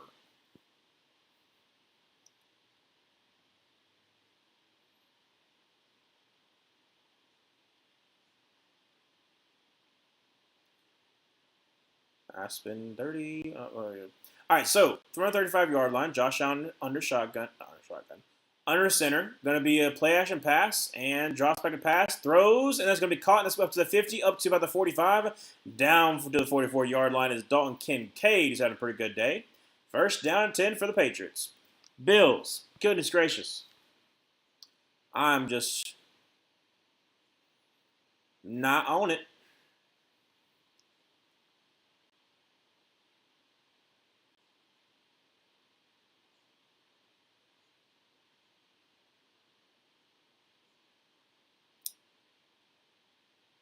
Kincaid is 4 receptions for 68 yards. Good for him. So, James Cook to his left. Going to be a handoff. James Cook off to the right side, up to the 40. Up to the 40. Ah, dang it. Down to the 35-yard line. He almost was gone. Please let him go.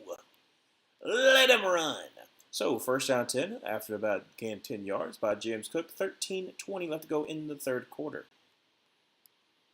It's kind of like a little and then he like runs off of Torrance, and unfortunately that trip up negates a long touchdown run. Just get him out in open space, please. There we go, Buffalo. Exactly. Do what you know to do. So 2nd and inches from the 35-yard line. Josh Allen is going to roll up to his right and going to throw. Oh, actually, just going to pick up the first down. Gain about 3 yards there. That's to the 32. So first down 10 for the Bills. Now 6-3, but they are driving. 14. 12:40 left to go in the third quarter. Josh Allen, find James Cook. Find it in your heart. All right, so Josh Allen under center, James Cook in the backfield. Going to be strong to the left. Going to be a handoff James Cook off to the right side. He's going to get basically back to the line of scrimmage. That's going to be it. So 2nd down 10. Dadgummit, man. 12:05 to go in the third quarter. 2nd down 10 for the Buffalo Bills.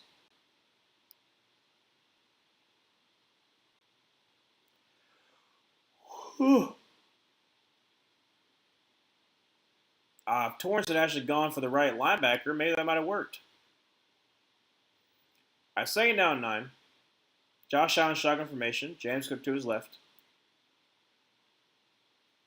There we go. It's going to be neutral zone infraction. No, offsides, but neutral zone infraction by Harold Landry.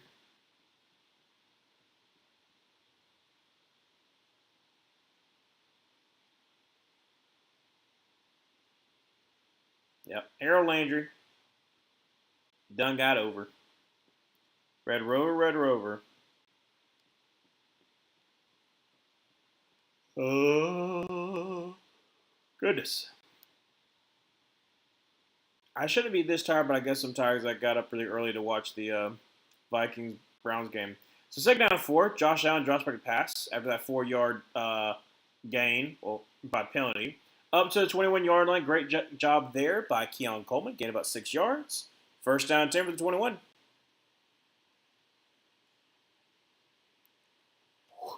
Goodness gracious.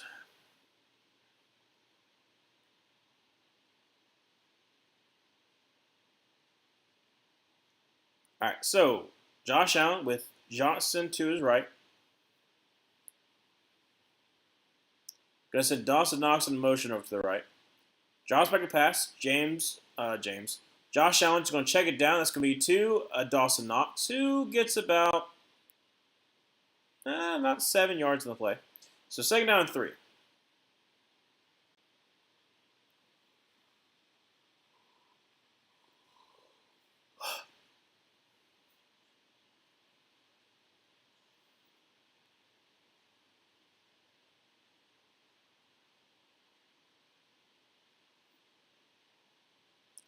Second down and 3.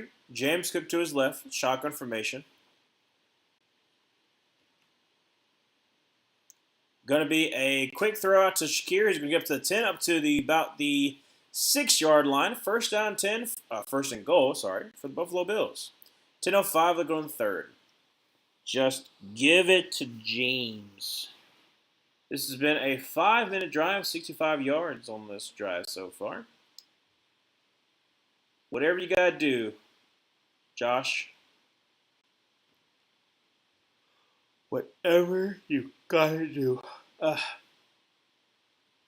James Cook in the motion. Now motions over to his left. Guessing Shakir in the motion over to the right. James Cook drops back. It's James Cook. Josh Allen rolls it to his right and is going to try to throw across his body and just throw it out of bounds.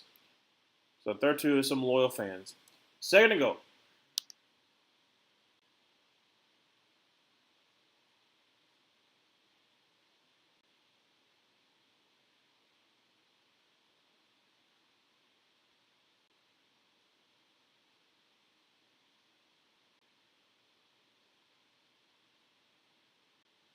Whoever that fan was, he just ran to the, I guess get some concessions. I don't know what he's doing. So, 2nd and goal from the 6-yard line. Josh Allen shotgun formation with James Cook to his right. Going to send Curtis Samuel in motion over to the left. Now back over to the right. Josh ready to pass. Going to throw to Curtis Samuel, who's going to walk in for the score. And we have the first touchdown of the game. Finally, some score other than field goal. And it's Buffalo Bills taking an early lead. So, 6-9. Extra point make it 6-10. 9:21 left to go in the third.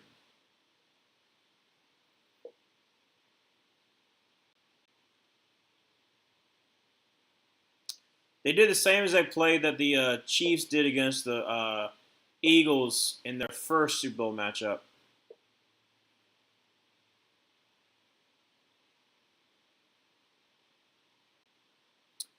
Kick is up. Kick is good. So it is going to be 10-6. 9:21 left to go in the third.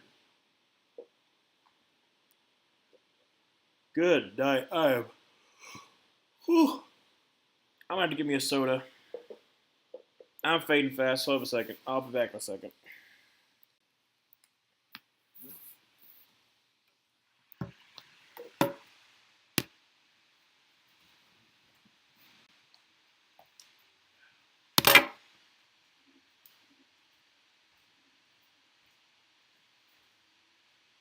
Oh, goodness.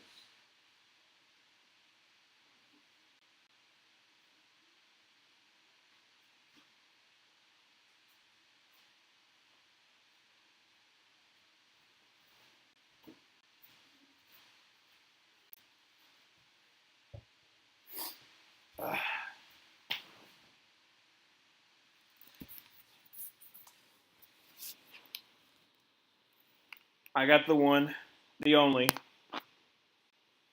Baja Blast. I don't know if you know the reference that I'm referring to, but in Montgomery, Alabama, there was a Taco Bell that I believe either got shut down or there was a fire that happened to it or something like that. And I think it was shut down. And some students had like a vigil for it. And they were talking about like all the times they spent at the Taco Bell. And then this lady was like singing about Baja Blast. And it's like, Baja Blast. And it's like that kind of thing. And so me and my sister reference that a lot whenever we go to Taco Bell, because we used to go to Taco Bell together, like because she was a couple years older than I am, and like whenever we would go, we would be singing Baja Blast. And so whenever I get one, that's all I think about. I want to see if I can pull up the video. Maybe you can hear it. So let's see here.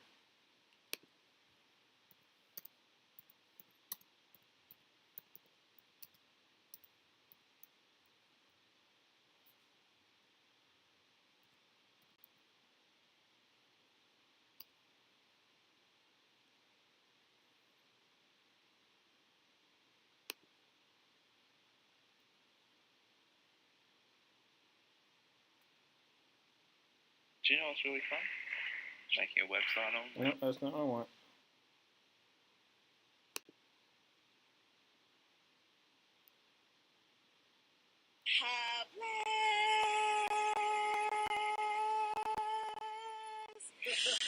Baja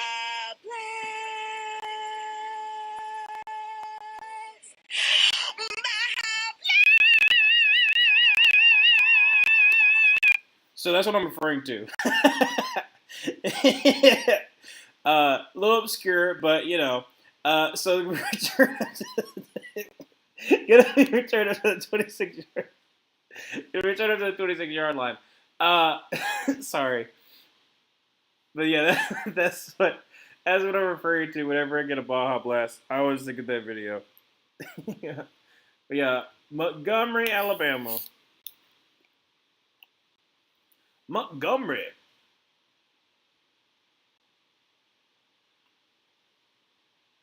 All right, so from the 26-yard line, Drake May's shotgun formation. Going to be a play action pass, drops back to pass, and throws across the middle of the field, and that's going to be caught by none other than Diggs himself. Up to the 42-yard line for a first down for the Patriots. 9 minutes left to go in the third.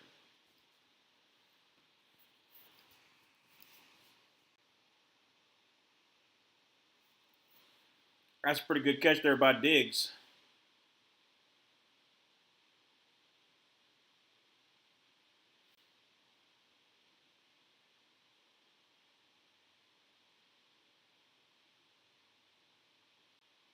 All right, so from the 42-yard line, going to be a shotgun formation, 2 running backs to his sides. Drops back to pass and is going to have some time. Throws to the left side. That's going to be none other than Booty.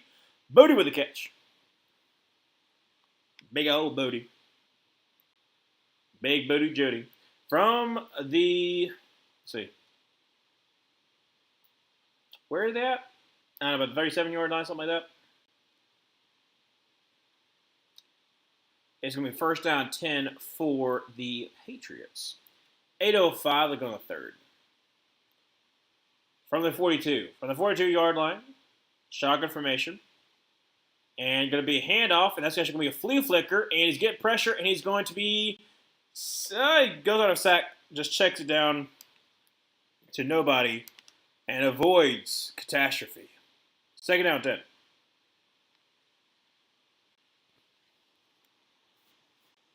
And there is a flag. Like I said, he's outside of the, well.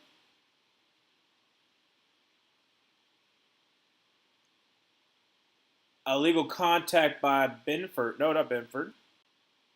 That is Benford. Benford with illegal contact. Come on, Benford.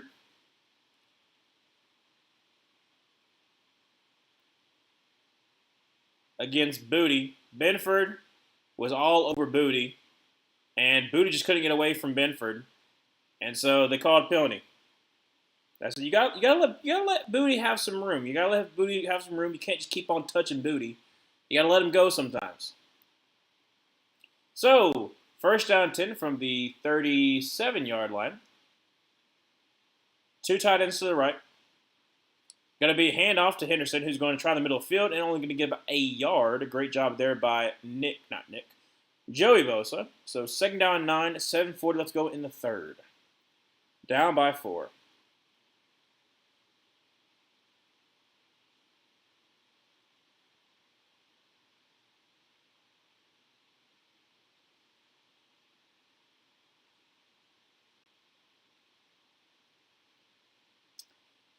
$7:20 left to go in the third. Second down 9 from the 36-yard line. Going to send Diggs into motion. Drop back to pass. And gets some pressure. Rolls it to his right. is going to throw on the run, and it's going to be caught by Stephon Diggs down to the 4-yard line, maybe the 5. First and goal for the Patriots regardless. 7 minutes left to go in the third. And it is a 4-point game, and the Patriots are knocking on the door. This actually doesn't make me feel as bad as because Diggs was actually cooking us up last week, so it's not making me feel as bad.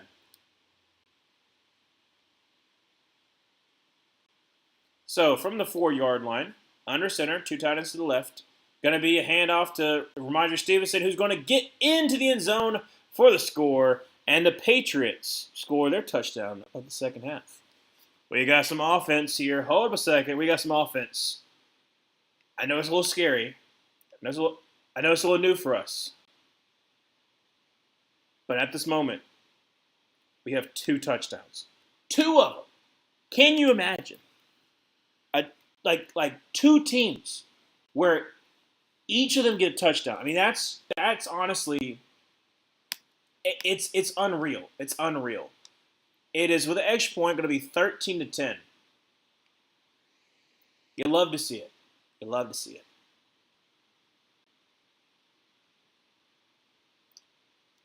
I'm just now realizing I still have a shot of my potential score prediction. It's possible. Will it happen? Maybe not. But it's possible. And that's all we can really ask for. So,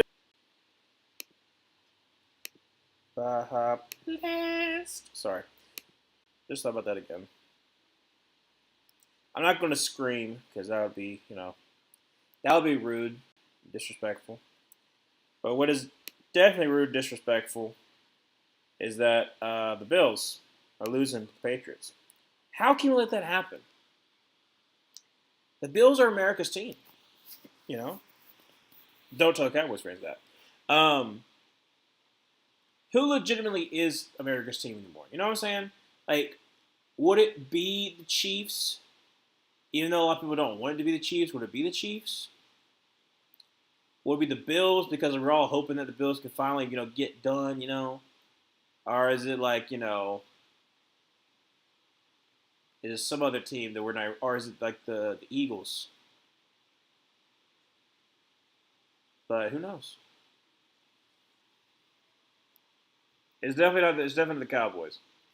I don't think you can keep a moniker that you were given in the 70s that you kind of earned as well in the 90s, but outside of that, those two decades, you've not really been America's team. So, yeah. Like, if there is a good majority, what in the world? If there's like a good majority of people that play in the league that have never seen your team win a Super Bowl, I'm just saying. I don't think that you're America's team. Just saying. Just saying.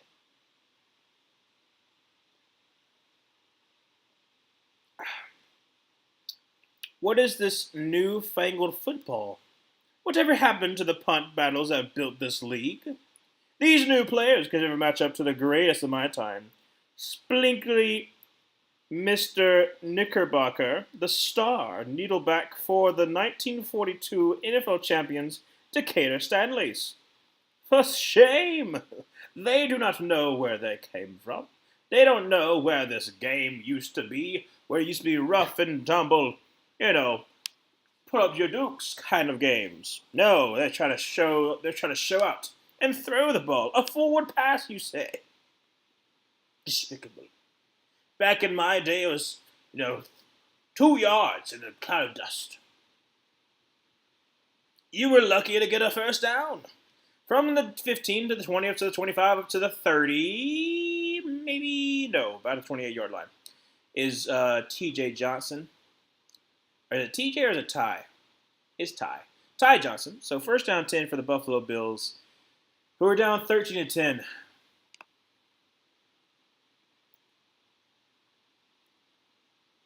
Yeah, that's a nice throw. I had to I had to slow it down a little bit when I saw Nick Bacher. Uh, you gotta slow it down a little bit. So first down 10 for the 29-yard line. Because if you go fast, you end up with that what that lady did for the Patriots game. Going to be a handoff to Ray Davis, who's going to try to go to the right side. He gets nothing. Absolutely nothing. Second down 10. 6:15 left to go in the third quarter.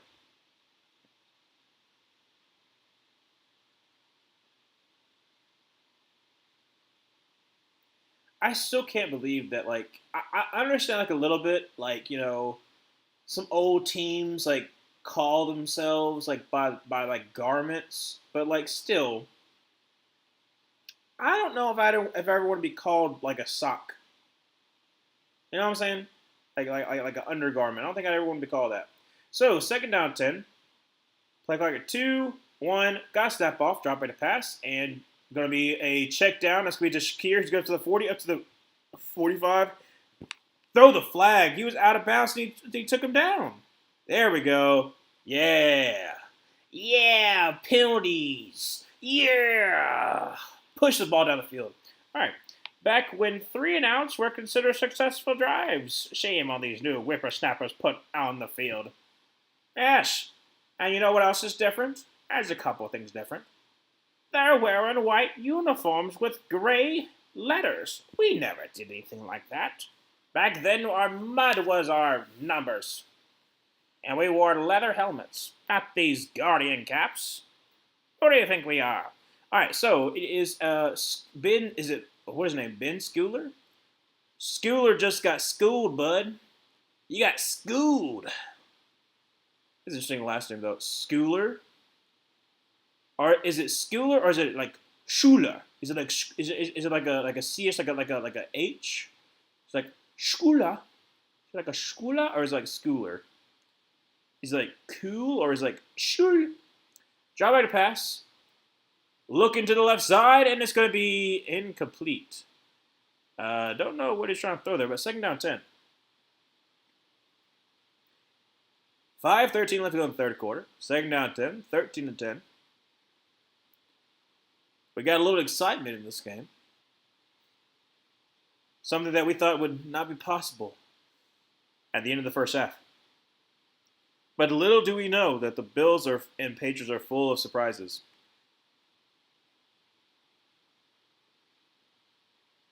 Josh Allen, shotgun formation with James Cook to his left. Going to be a swing out to Khalil Shakir, who gets up to about the 33-yard line. Could be a 5-yard gain. Third down and 5. 5 minutes left to go in the third quarter, no less. Bills, you just got to get this first down. All you got to do. Do whatever you got to do to get the first down. All right, so shotgun formation with Dawson Knox to his right. Give him a little help. Now motion him up to the left. It's going to be empty set. Drops back a pass and is going to throw across the middle. We caught up to the 30, up to the, well, not 20, 30, up to 20 and down to about the 15-yard line. That's not other than Dalton Kincaid, who's having an amazing game. First down 10 from about the 15, and his hand was pinky. I guess feels weird because he's like pointing at his pinky.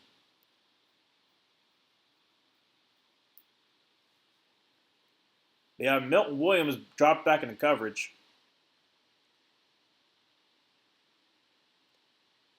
So, from the 16-yard line, Josh Allen in shotgun formation. Not shotgun. Under center going to be handoff to Ty Johnson, who is going to rip it all the way down to about the 10-yard line. Second down about 4. Remember when the Bills scored 41 points to the Ravens? Apparently they don't. No, they don't. They're like, we don't want to embarrass our rivals too much. I mean, we've got to play them again. But you know what they are doing? It's second down 3. And they're putting in my boy James Cook. Please let James cook. All right, so from the 10-yard, or about the 9-yard line, second down 3. James Cook going to be to the right of Josh Allen. who is going to throw it out to Donkey Kincaid, who is going to barrel through and got body slammed. There is a flag. Might be a hold. But honestly, 40 is not that impressive against the Ravens. And so it was a pass interference on Khalil Shakir.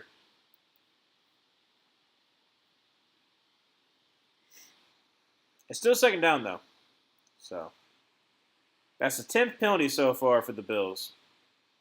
4 for the Patriots. So far, the refs are winning. So, second down 13 from about the 19-yard line.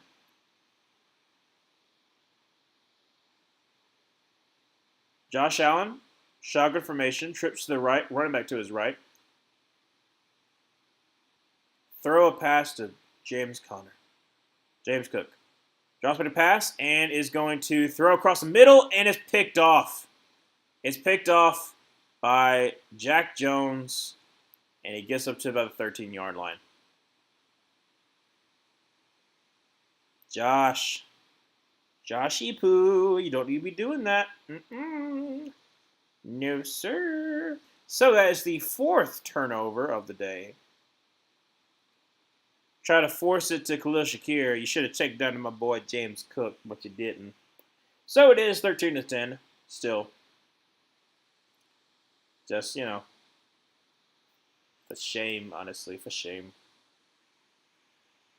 Wait, is that the new cast of, not the new cast, but The Voice? I remember when The Voice first came out, but it's like, you got Michael Bublé, Snoop Dogg, Liam, and Reba.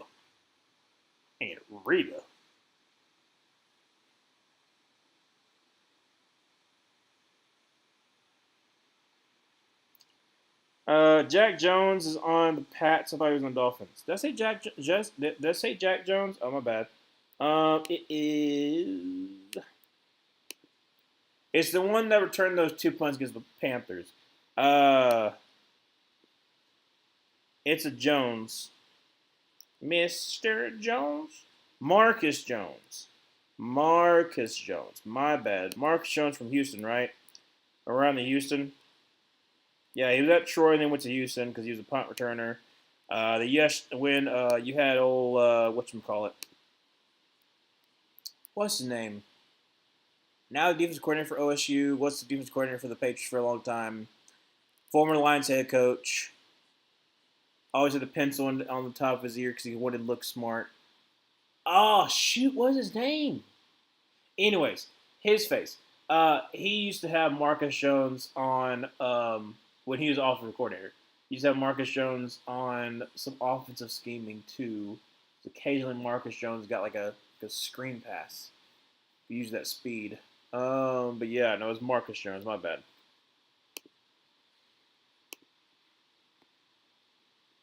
Matt Patricia. That's right. Thank you, Manuel. Matt Patricia, who, he didn't ruin Kerryon Johnson's career, but he definitely didn't help it. That's for sure.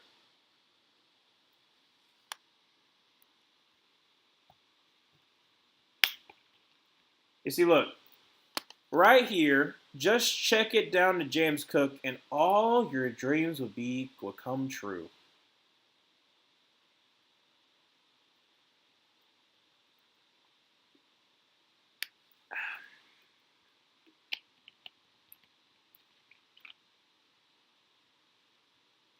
So from the 10-yard line, I don't know why they said a 10, but it is. I formation with Henderson in the backfield. Going to be handoff to Henderson. He's going to try the left side. He gets like 1 yard. So second down 9 to 2:45. Looking to set third quarter.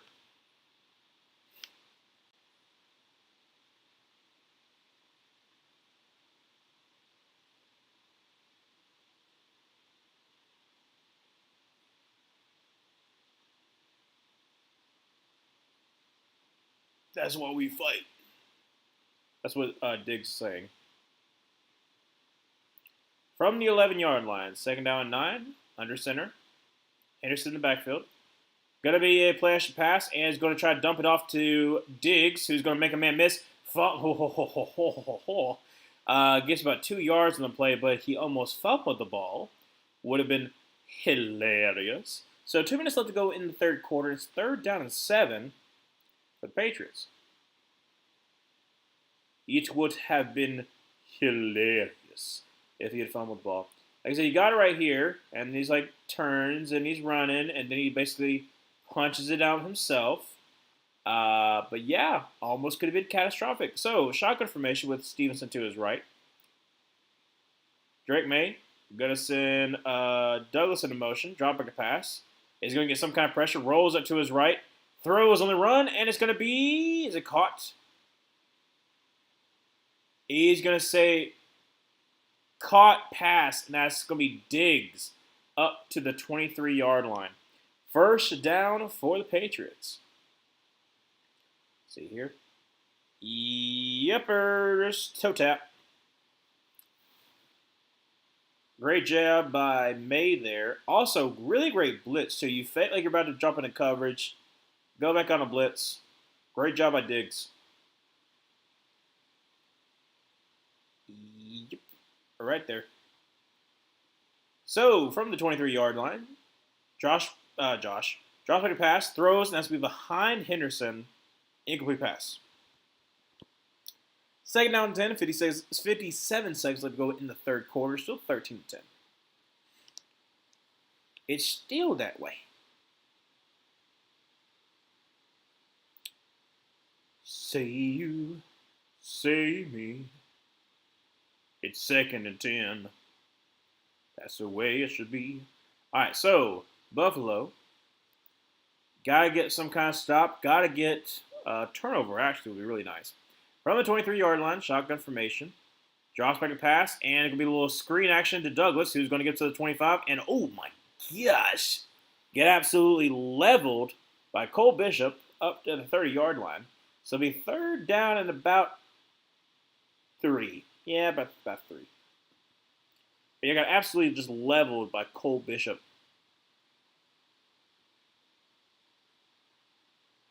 Look at Shaq Thompson trying his best.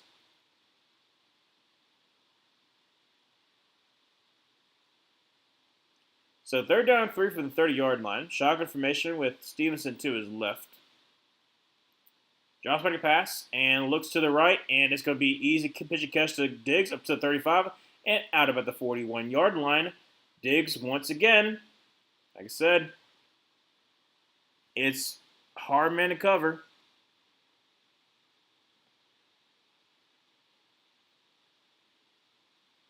And it was tipped to the line, too.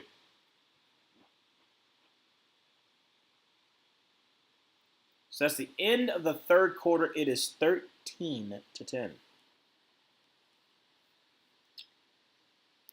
Well, no, I think we got a little too excited with both these touchdowns. This is just wonderful. It's a wonderful game. Stephon Diggs goes over 100 yards receiving on the last catch, which came on another 3rd down conversion for the Patriots. Trey White in coverage, and it was a tip pass. Yes, it was. Yeah. It's not bad, but it's just, it could be better. It could be better. So Drake May is 16 for 24 with 183 through the air. No touchdown, no interceptions. Stephon Diggs has 8 of those receptions, so he's half the completions, and 104 yards. And then Josh Allen is 16 for 21 to 182, a touchdown and an interception. James Cook has 12 rushes for 48 yards, and he has no catches.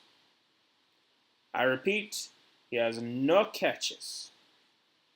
Why? I don't know.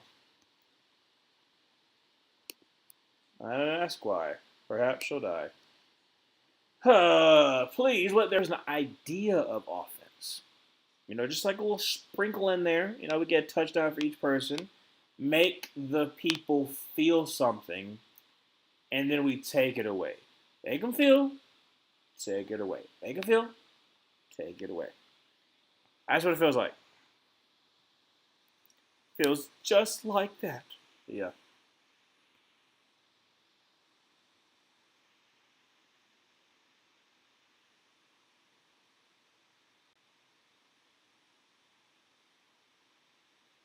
Taking us through a little art museum.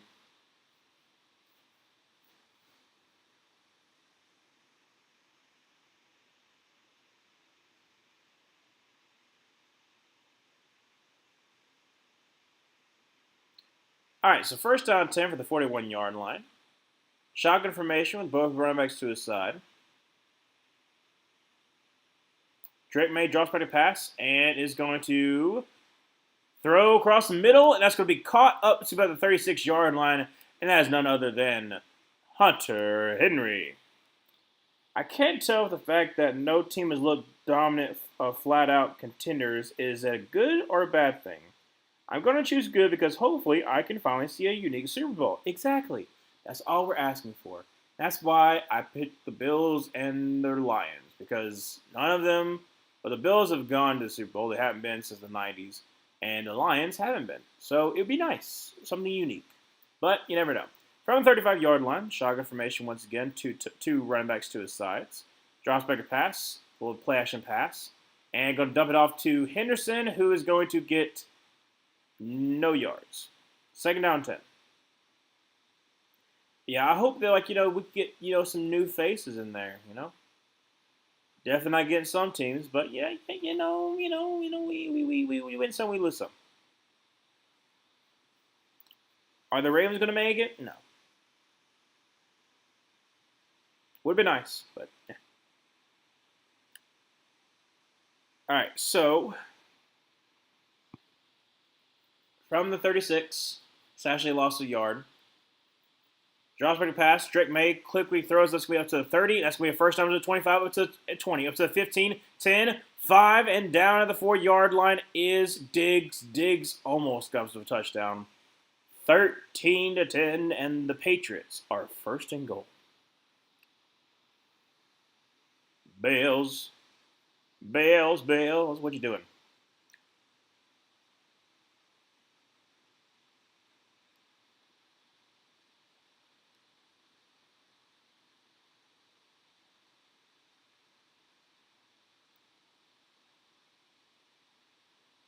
So from the 6-yard line, Drake May under center. Going to be hand off to Ramondre Stevenson, who's going to sidestep and gets nothing. Gets stood to the line to gain nothing. They're going to say he loses a yard, actually, so second and goal from the 7.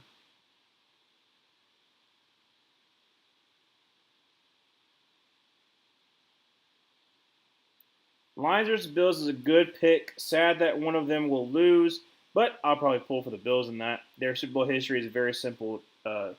Simple to ours, or similar.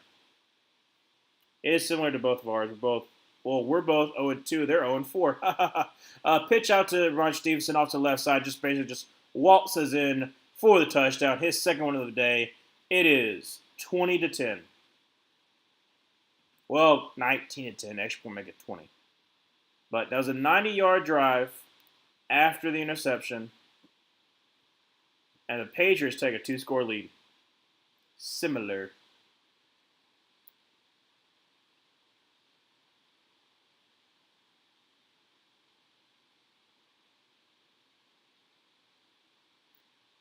Bills, you've come back from worse, so I'm not counting you out, but you got to show something, bud.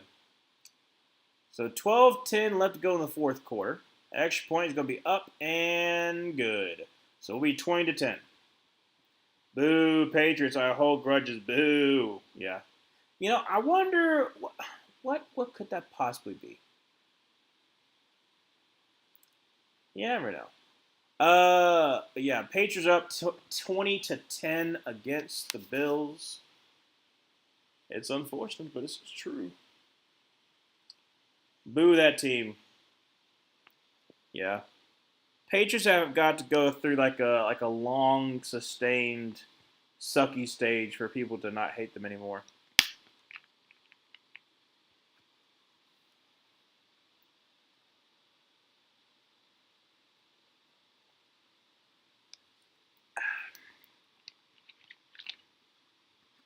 You know what is funny though?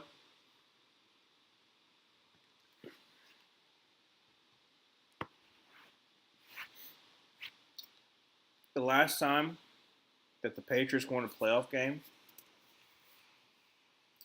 was all the way back in 2018. Thank you, Dobie. See, that guy gets it. Yeah, you know. I get it. I get it. I get it. But it's been quite some time since the Patriots have won a playoff game because they lost in 2019 to the Titans, lost in 2021, and that's been it. So it's been a while since the Patriots have won a playoff game.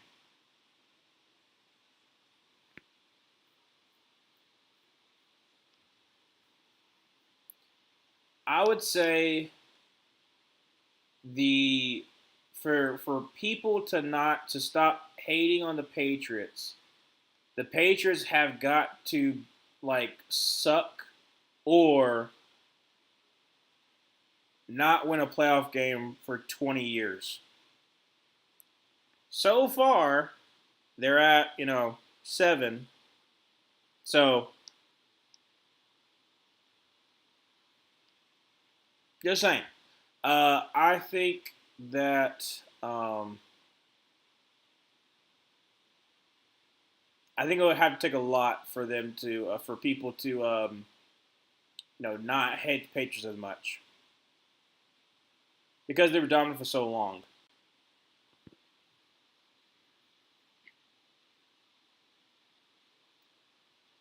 Kickoff's underway, and it's going to be returned at about the 1 yard line, up to the 20, up to the 25, and down by the 26. That's what Curry is saying. First down 10 for the Buffalo Bills. 12:03 left to go in the fourth.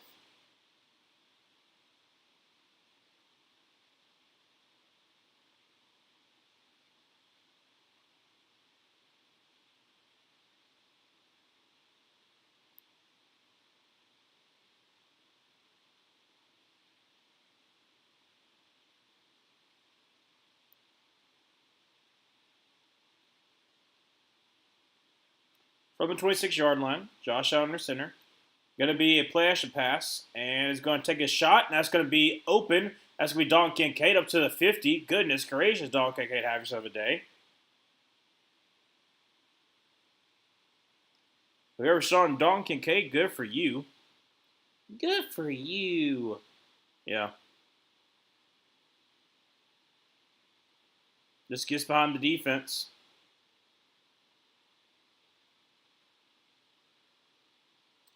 The ultimate thing that could make them likable is having a new bad owner that ruins their franchise, and then we pity them. Yeah. Yeah. So, shotgun formation with James Cook to his right. From the 49, drops back to pass, and is going to check it down James Cook, thankfully, who's going to lose a yard. However, there is a flag. There is a flag. And I believe it's going to be on the Patriots. I've got a feeling. That's going to go rough in the passer, baby. And it's going to be a first down for the Buffalo Bills. On Durden. I believe he went too low. No, he just hit him in the head. Helmet in the head and brought him down. You can't do that to sweet Josh Allen. You can't hit him in the head. Not natural. All right, so first down 10 for the 36-yard line. Don't know what we're waiting on. Oh, what are we waiting on? 11:06 left to go in the fourth quarter, still 20-10. All right, we're good. I think.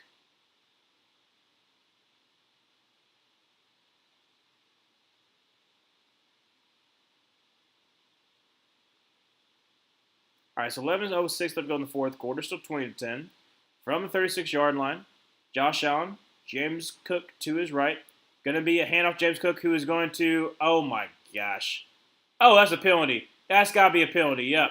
To Joshua Farmer. The play was dead, and then he tackled him again. And another unfortunate penalty by the Patriots. That's going to be a first down for the Buffalo Bills. Yep. Unsportsmanlike conduct right there, baby. The whistle blew, and they tackled him again.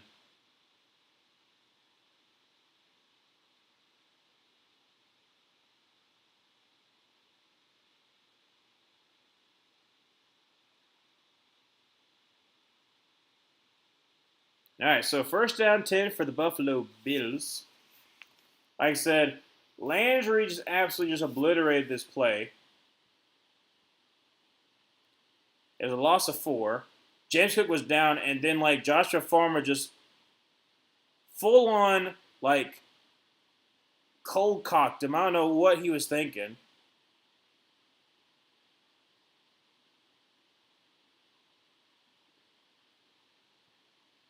So from the 25-yard line, first down 10. Let's try to do this again. James Cook to the left. Josh Allen going to send Kincaid in motion. Drops for the pass. Steps in the pocket and is going to run and gets about 3 yards from the 22. So second down 7. Kind of landed kind of weird though. Kind of came a little bit limp, but he's fine. So second down 7 from the 22-yard line.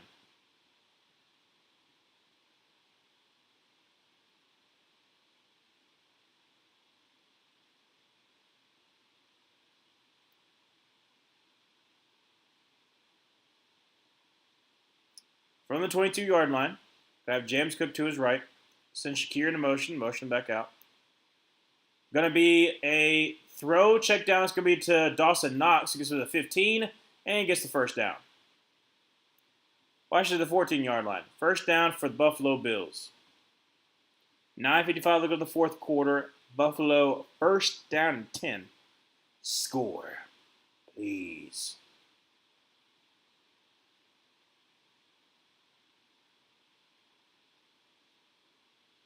OMG, I saw the worst meme on Twitter. It has Drake May, Stephon Diggs, and Kayshon Boutte. Boutte. All right, so going to have James Cook to the left. Shotgun formation. Going to send Shakir to motion over to the right. Drops back to pass and is going to scramble. Get up to the 10, up to about the 5-yard line.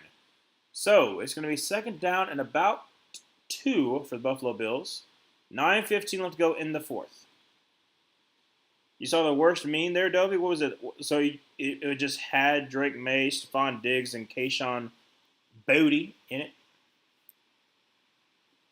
Look at Tommy DeVito. He's a backup quarterback. Tommy DeVito. So, that was terrible. It's okay. So, from about the 6-yard line, Josh Allen under center. Ray Davis in the backfield. Going to be half to Ray Davis, who's going to cut inside, and he's going to get really close. But I believe it's going to be 3rd and 1. 8:30 left to go in the fourth. Still down by 10. But the Bills are not going to do. I'm assuming he's talking about on what? SDIYBT? I don't understand that. Stephon Diggs is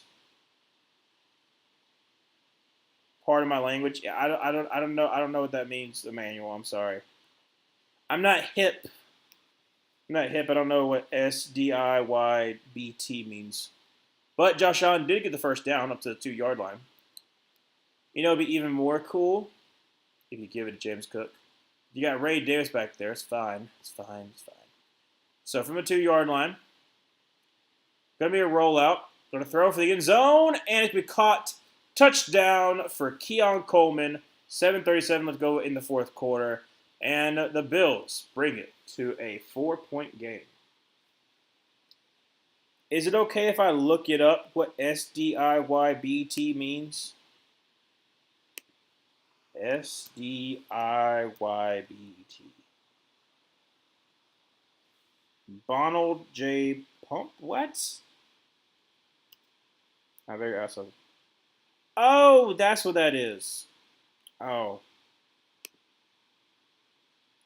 See, I didn't know that's what that meant. I guess, like I said, my students say it a lot. Start digging your butt, twin. Yeah. No, yeah, that's it. Yeah. Chew up, chew up. Yep. You can probably figure out the rest. Yep. Yeah. Well, they've kind of cut down on saying that one as much. Um, they say 6-7 a lot, and they also say okay like a lot too as well. What's the other one they say a lot of?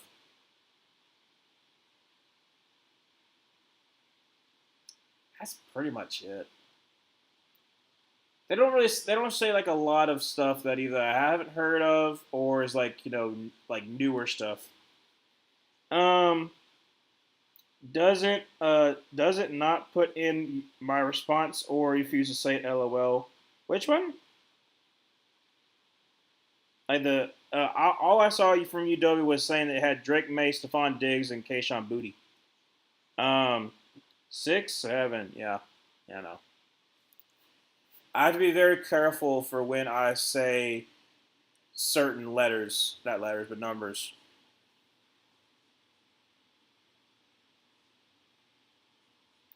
Or if I like say certain letters and I do like an order, they'll start trying to do a beat to it.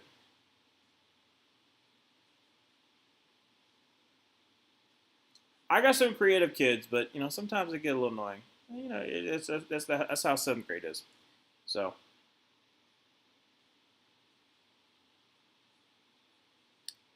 I made a comment directly after that saying what the meme was.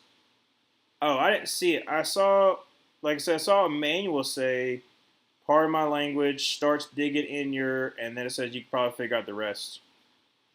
Yeah, I didn't see it, Dobie. I don't. We had that problem before, didn't we? There was a problem like actually this has been a while ago, but they were like it didn't show before. It isn't showing up, Dobie. Yeah, I don't know what that. I don't know why that is, but it happened. I think it happened last year because we were talking about it, and you were like, "I sent a message and I didn't see it, and it's not showing up." So I don't know.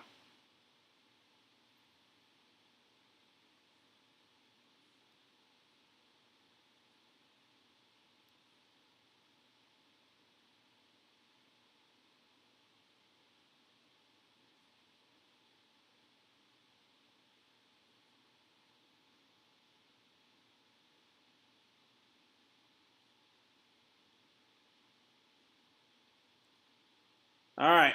So can the Bills pull this out? 7:37. Let's go in the fourth.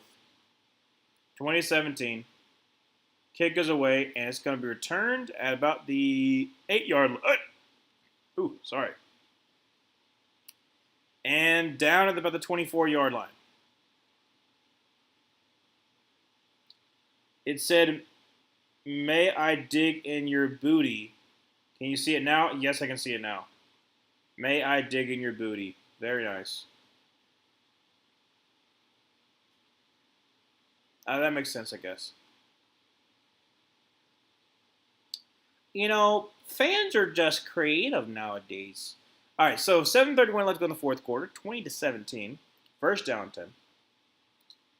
Drake May going to be in shotgun formation with both running backs to his sides from the 24.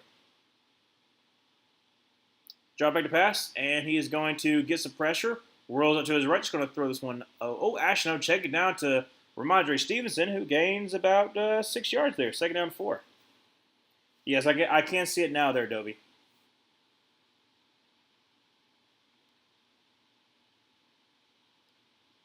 Yes. May I dig in your booty? Booty. Yeah, good job by Drake May. Second down 4 from the 30-yard line. I formation with Henderson in the backfield. going to be a handoff, and he is going to get really close, but I think he's going to be just short. He'll be third in inches. Third in inches for the Patriots at about the 33.5 yard line.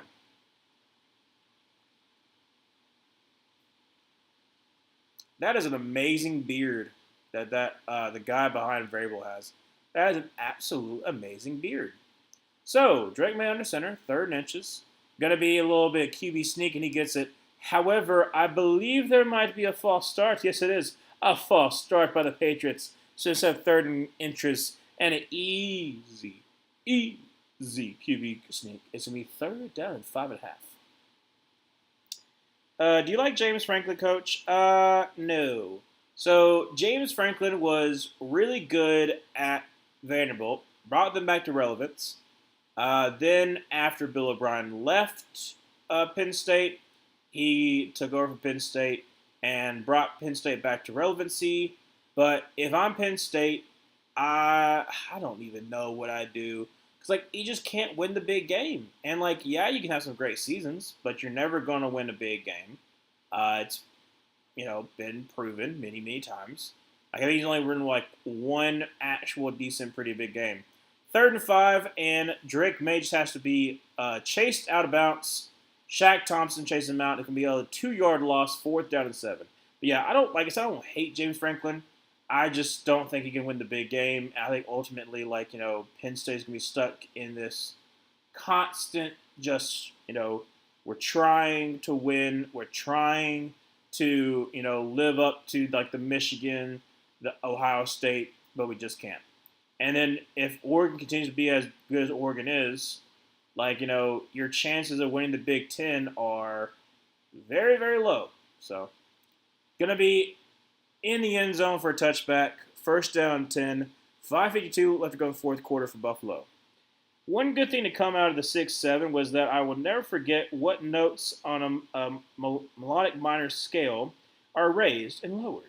Always a 6 and 7 notes. Very good there, Emmanuel. Amazing. But yeah,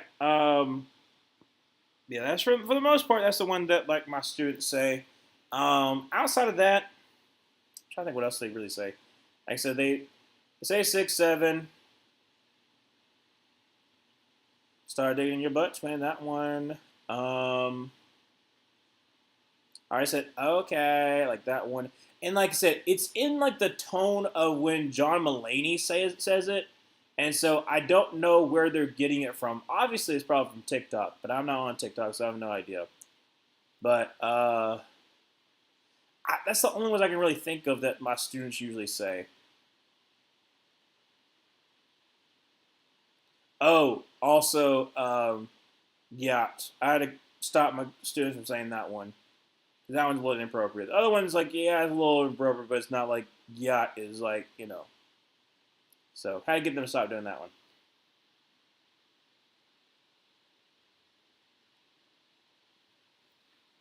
But yeah.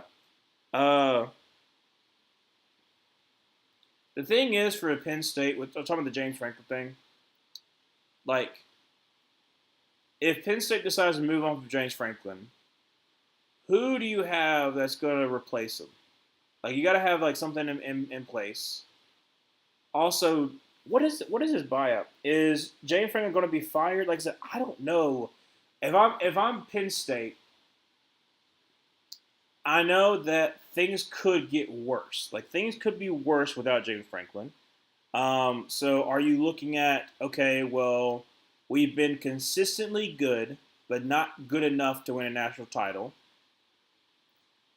Are we fine with that and then hopeful that maybe eventually he can get over the hump?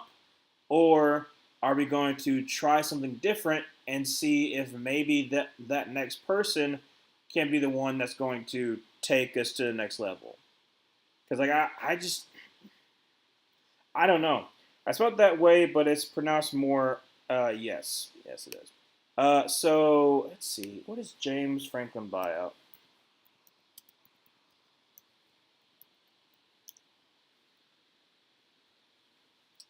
Is a full moon. So from the 20-yard line, first down 10, going to be a handoff. James Cook, who's going to try the middle of the field, and he gets about 4 yards on the carry. James Franklin's buyout.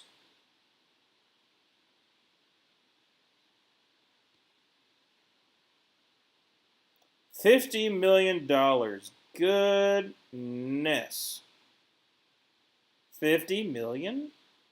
Yeah, so his contract is that he has an annual compensation of $8.2 million that runs through December 31st, 2031.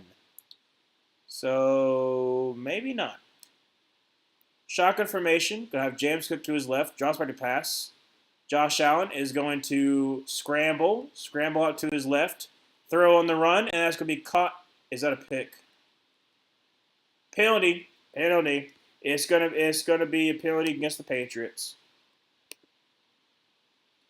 Yeah, maybe they don't fire James Franklin, but it just yeah, no. Do you like Brent Pry, coach? Brent Pry. He's on Brent. The name sounds familiar. I'm trying to look at the face. Brent Pry. Oh, yeah. He's the one that got fired by Virginia Tech. That's right. Because he's the one who took over for the other dude. Who took over for at Virginia Tech. Yeah. No. I didn't like Pry that much.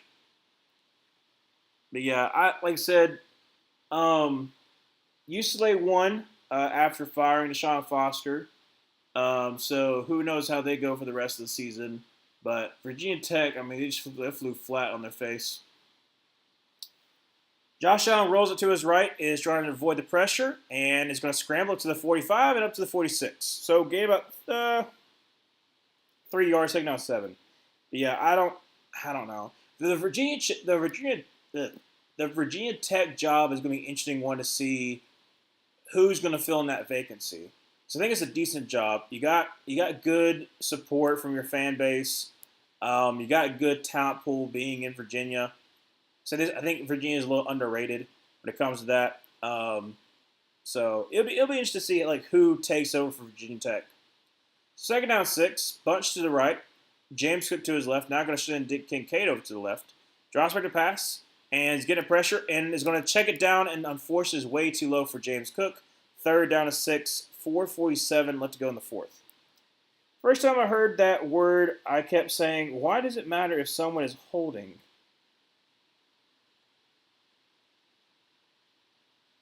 Very, okay. Very interesting. Do you like Marcus Freeman? Marcus Freeman is, I think he's the perfect person for Notre Dame. Like I said, I think that they went on a magical run last year. I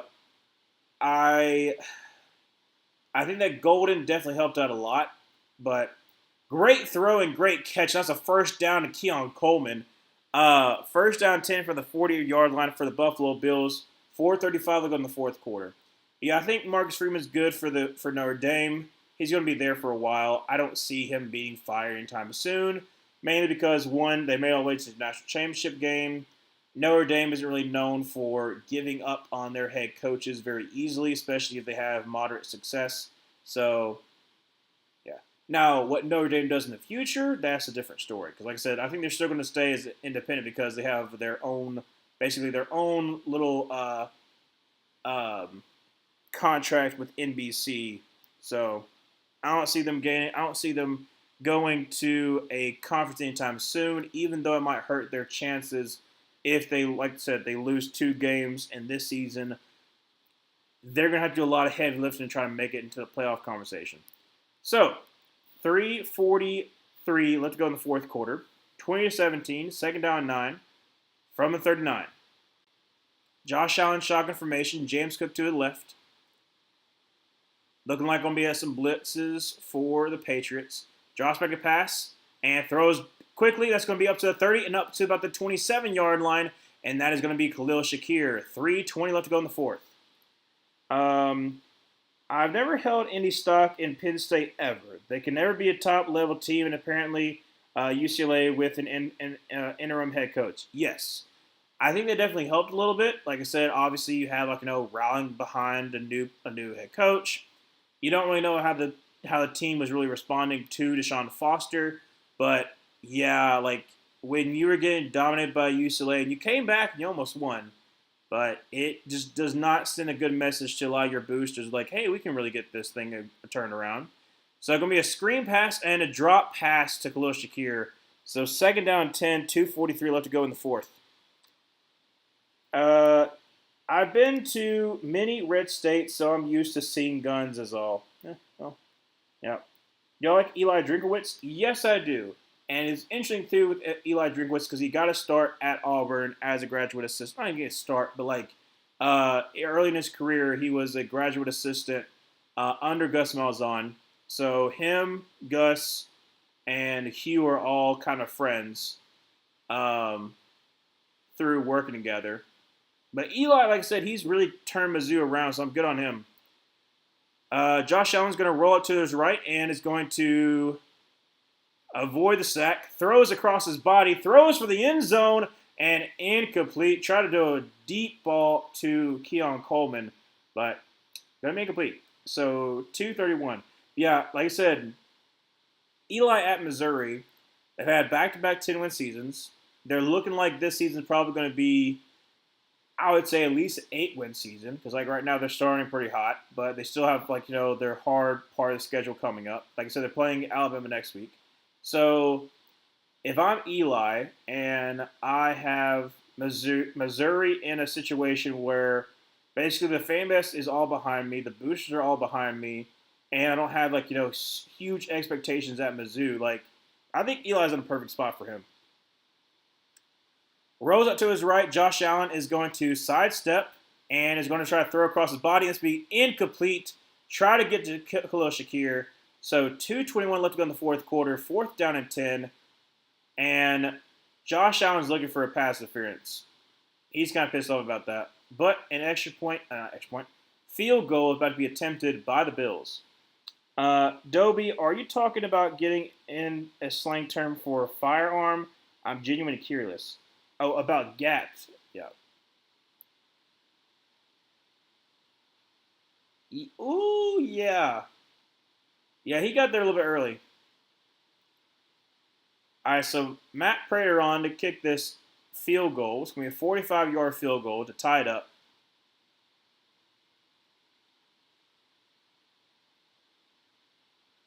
Kick is up, and kick is good.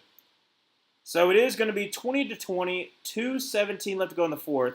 And I want to remind you that at the very beginning of the game, I said that the Bills would win 27-20. There is still a possibility that this could be the case. Is Missouri Tigers football going to playoffs this year? Ooh. Let me look at their schedule. Let me look at their schedule because I think that there's a good shot that they can go 9-3. Like I said, 8-4 is the floor right now, but I think they could go 9-3 because I know they have Alabama next, which is going to be a tough ask. At Auburn, I'm hoping we win, but we're probably not. But maybe it is going to be at Auburn, so maybe that might help a little bit. But for instance, their biggest win right now is literally nobody. Like I said, they got South Carolina, which they won 29-20. But that's it. So Missouri is 5-0, but they've got Alabama, Auburn, Vanderbilt. Well, let me just say, sorry. Alabama at home, then at Auburn, at Vanderbilt, versus Texas A&M, versus Mississippi State, who is a tough ask, at Oklahoma, at Arkansas. So, like I said, I think there's a possibility they could go 8-4 should be their floor. So I do think they're a good team, but they haven't really been tested that much. So that's why, I still have my reservations. I'm trying to see how they'll do against Alabama next week, because that'll be a tough ask for them, especially for their defense. I absolutely love their running back. Ahmad Hardy, like I said, he is so good. He's a sophomore. He's so good. He'll be back next year. Like I said, if I'm Missouri, I'm riding him, and basically, hopefully, Bo doesn't screw anything up. But like, you've got a good running game. Obviously, you'll be testing against Alabama, which Alabama's run defense was not the best against Vanderbilt, but did tighten up later on in the game. So I'm very interested to see how Missouri goes. I don't think that they make it to the playoff though. I don't think that there's anything that I've seen so far that I'm like, yes, I will bank that they'll make it. I think that 9-3 is reasonable and just missing on the playoffs, but another possible 10-win season if you win your bowl game, that's reasonable. But 8-4 should be the floor for this team for Missouri. So going to be returned about the 6-yard line, up to the 10, up to the 15, up to the 20, up to the 25, and down about the 29-yard line is going to be Henderson. How are Pats and Bills tied? Because of the fact that in the first quarter alone, there was 2 fumbles by the Patriots, 2 fumbles by the Bills, and then a fumble by the Patriots. The second fumble of the Bills set up the field goal by the Patriots. Then the Patriots drove down the field and kicked a field goal to make it 6-3 going into halftime. Both teams exchanged touchdowns in the third quarter, but that was about it. And then that's pretty much it. It's been like, just return fire after somebody scores. Immediate pressure, throws out of the pressure. Oh my goodness, to Diggs, up to the 40-yard line. And that is a gain of 11 yards on what should have been a loss of about 4. Drake May stiff arms number 92, who I think is Daquan Jones, and throws it at Diggs, and Diggs finds a way to get a first down. That's incredible. That's incredible right there. So 2-minute warning for the Patriots and Bills. Baconator fumbles, so many fumbles, yep. And it's just the normal amount of divisional weirdness. Yeah, that's pretty much it. Penn State football is out playoffs this year, right? Yeah. Like I said, Penn State already has 2 losses. They also have to play against Ohio State, if I had to guess. Let me just double check, make sure. But losing to UCLA, who, like I said before when I streamed the Florida Texas game, UCLA before this past weekend had not won a game, had not led at any point during the game, and had just fired their head coach. So all 3 of those things, and then you were getting dominated by them. Yes, you almost came back and won, but you were getting dominated by them. So Penn State has to play Northwestern, then has to play at Iowa, but then you have at Ohio State versus Indiana. So you have 2. Now I think Indiana's a little bit overrated, but like I said, if there's some way that Penn State can beat Ohio State, maybe, but I don't think it's going to happen. I think they're also going to lose to Indiana. So yeah, I don't think that Penn State's going to make it to the college football playoff. Division football tends to be wonky. It really does. Most likely Penn State will be out unless Penn State wins the Big Ten Conference Championship game. That's what I'm saying. It literally has to be you beat Ohio State, and then Ohio State and Indiana both have 2 losses. What you're hoping for is that Penn State's got to win out. Indiana and Ohio State have to lose another Big Ten matchup. You have to have a rematch with Oregon, pretty much. Pretty much is how it has to happen. Because you already have 2 Big Ten losses. So it's going to be very hard for you to make it to the Big Ten championship game. But there's a chance. And lost to a previously winless UCLA. That's going to hurt big at time in the rankings. Exactly. Penn State dropped all the way out of the rankings. I wouldn't be surprised. They shouldn't have been 7. They shouldn't have lost. That was the only good person that they faced, and they lost, and been 7. So from the 40-yard line, Drake May under center, I formation, Stevenson in the backfield. All 3 timeouts for each team. Going to be handoff Stevenson off to the left side, who is going to get about 2 yards in the play. 2nd down and 8.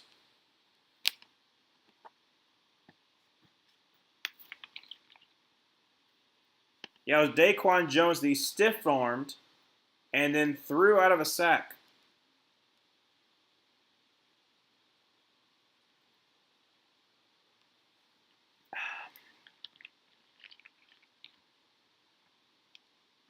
Is Texas Longhorns football out of the playoffs this year too, right? Technically not yet. Going to be a throw to the right side, and none other than Booty up to the 40-yard line. 1st down 10 for the Patriots. 1:17 clock continues to run. I'll talk about the Texas and how they're technically still in it in a second. It's going to be very hard for them to do so, but kind of the same as that way we talked about with Penn State. So, Booty up to the 40-yard line. 1st down 10. Clock continues to run.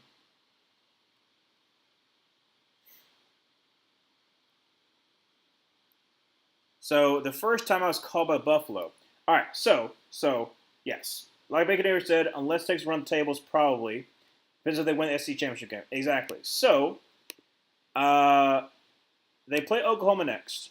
Now Oklahoma is playing with their backup quarterback, so it should make it a little bit easier for Texas. But Texas would have to beat Oklahoma, and they're unranked right now. They'd have to beat Oklahoma, beat Kentucky. Let me talk about it in a second. At 39-yard line, 1st down 10. I formation. 118. Going to be a handoff to Stevenson, who is going to try the middle of the field and get up to about the 34-yard line. Gain about 5 yards there. 2nd down 5. 2nd time I was called by Buffalo. But, sorry. The next four teams are number 6 Oklahoma, that has a really good defense, but backup quarterback. At Kentucky, at Mississippi State, then Vanderbilt.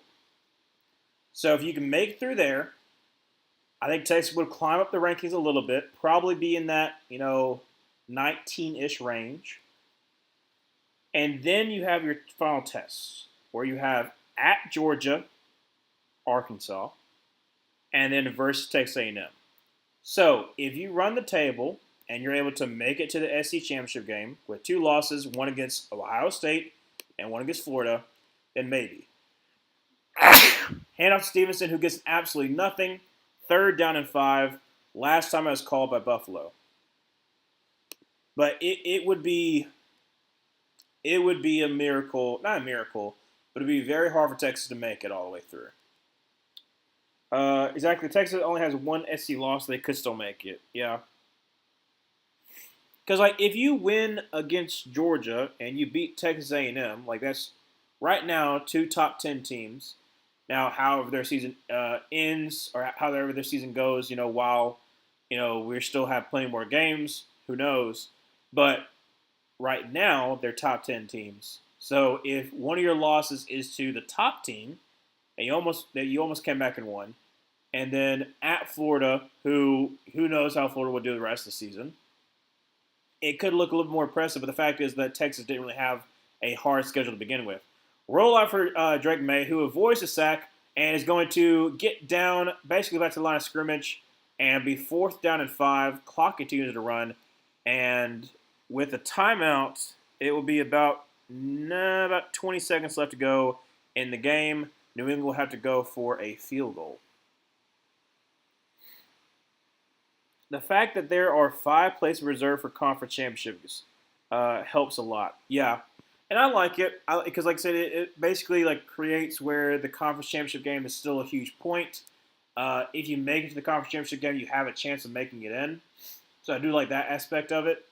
And I like the fact that we don't do divisions anymore. Obviously, there are some downfalls to it, not being able to play the teams that we normally get to play. But it also puts the 2 best teams in the SEC championship game. Instead of what we had in years previously, where you had 2015, 2016, when the SEC East was garbage. So, yeah.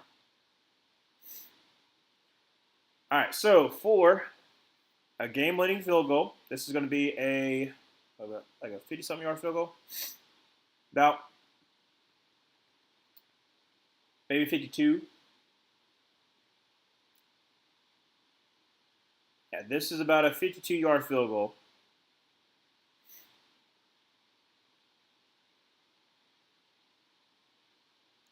From the right hash.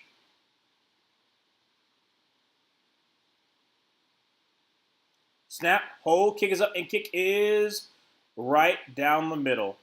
So, 15 seconds remain, 23-20. Buffalo still has a shot, but it is not looking good. Please miss it. Yeah, unfortunately, it didn't. I'm happy not playing Texas A&M every year, but I do miss divisions. Yeah, like I said, I really miss not playing LSU. Like LSU was a huge, huge game for Auburn. Even though, whenever we went to LSU, we wouldn't usually win, but it was still usually a decent game. Be a Tiger Bowl, but not playing Mississippi State sucked. Not playing Ole Miss sucked this past 2 seasons.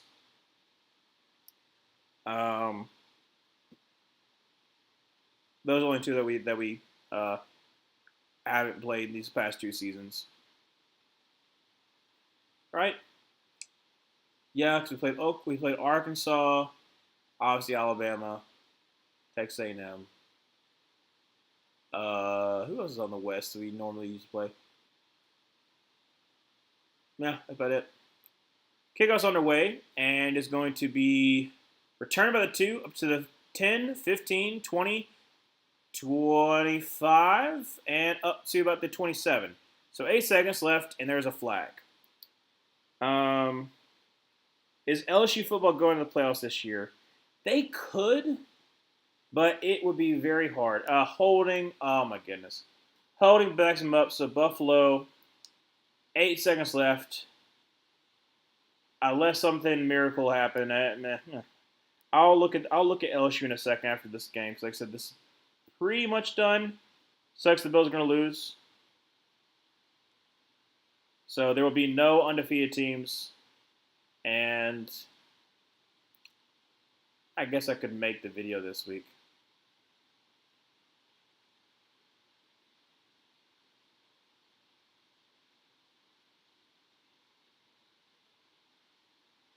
Yeah, 1972 is going to be celebrating.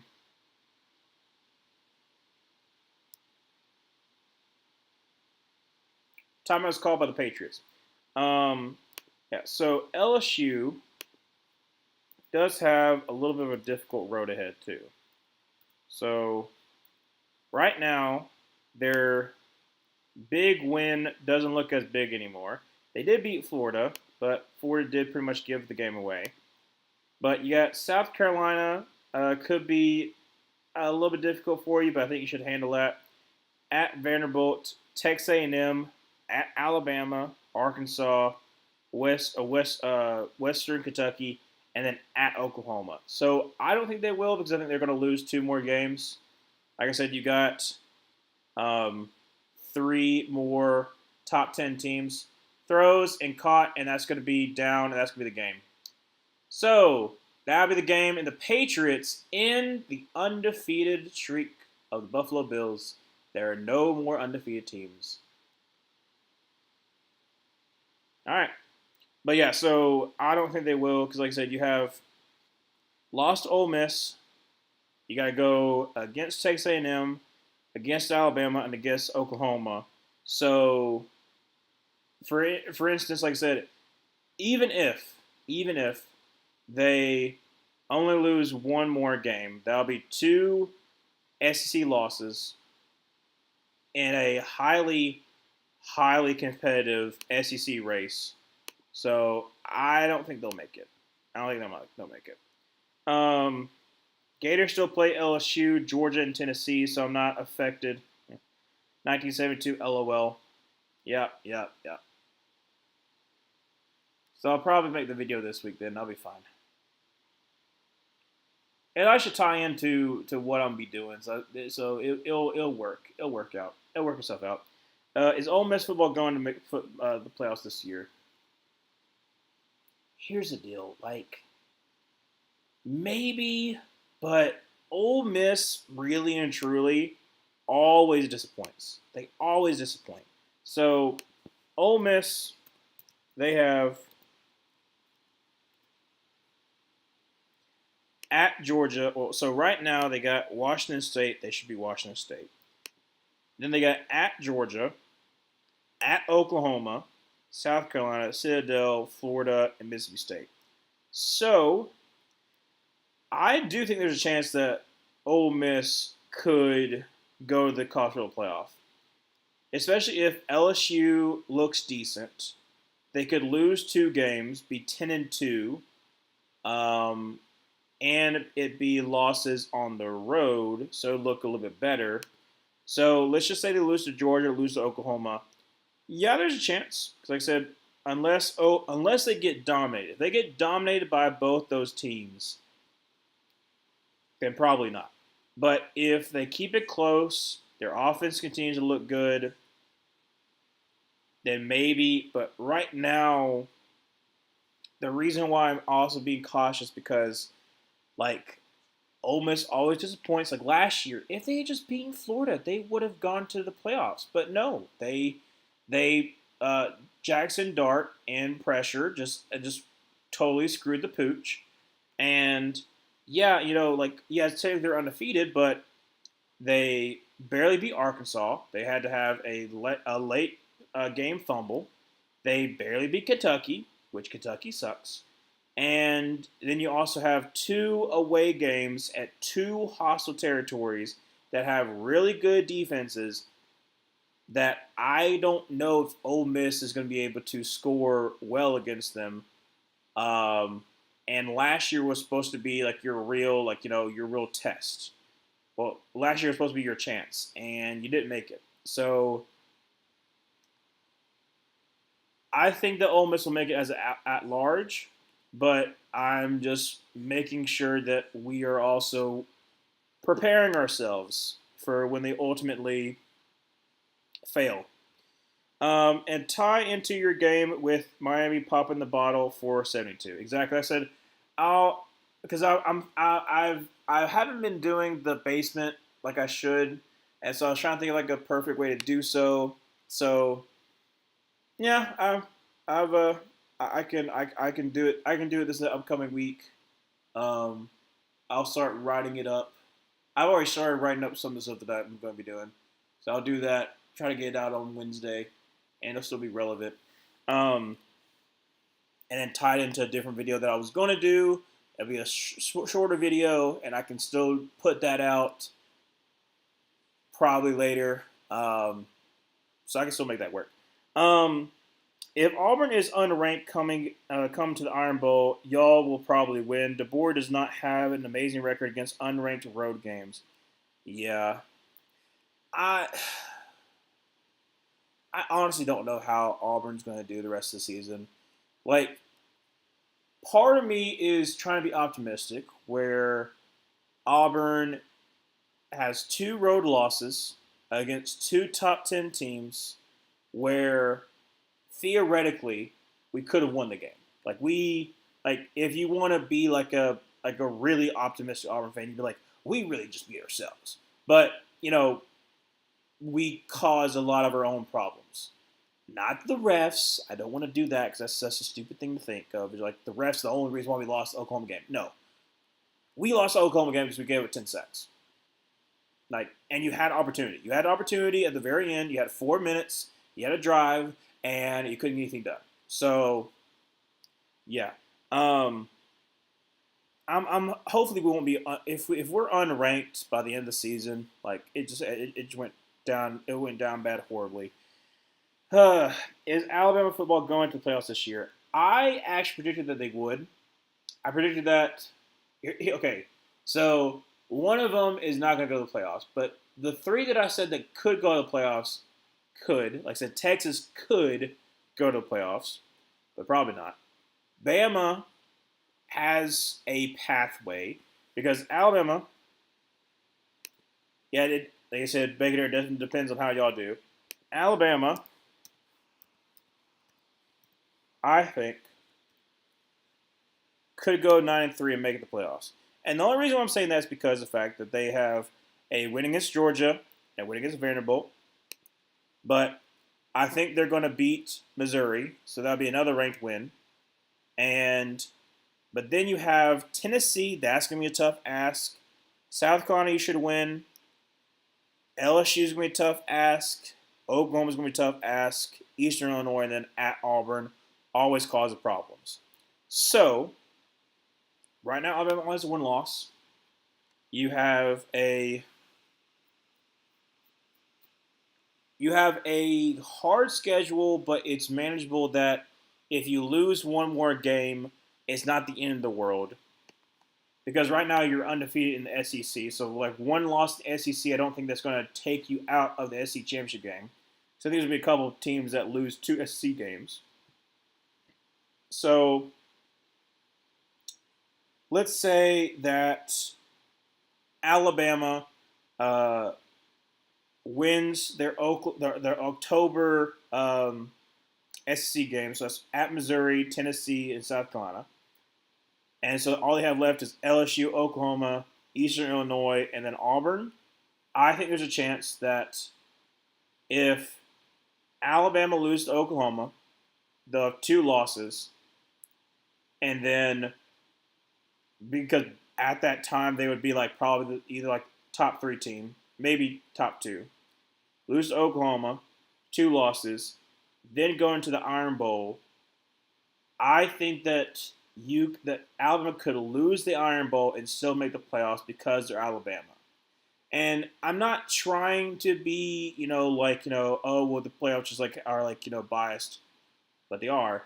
But like, if you have wins against Missouri, Tennessee, LSU, Georgia, and Vanderbilt, who I all think is going to have, above 7 to 8 wins, depending on how Vanderbilt finishes, like, even 9 wins, like, you're going to have a good resume. So I think that even if Bama goes 9-3, I think they could possibly like fill in at that 10th spot. But still undefeated in conference play. Exactly, that's what I'm saying. So like even if you lose 2 games in a conference, like there's a possibility you can make it to the SEC championship game, but maybe not. But like I said, there's still a chance where you could go on a little bit of a run. Ty Simpson's been playing amazingly. Like I think that Alabama's an intriguing team to watch, especially in October. If you're able to get out of October unscathed, then I think you make the college football playoff. Like even if you lose to Oklahoma and Auburn, say if you hopefully lose to Auburn, I'm just saying as an Auburn fan, but I think you make the college football playoff. Conference play in the Power Four is literally the only thing that matters because Power Four conferences championships are qualifiers. Yep. Is Oregon football going to the playoffs this year? I would say so. Oregon does play Indiana, and I think do they play? Hold a second.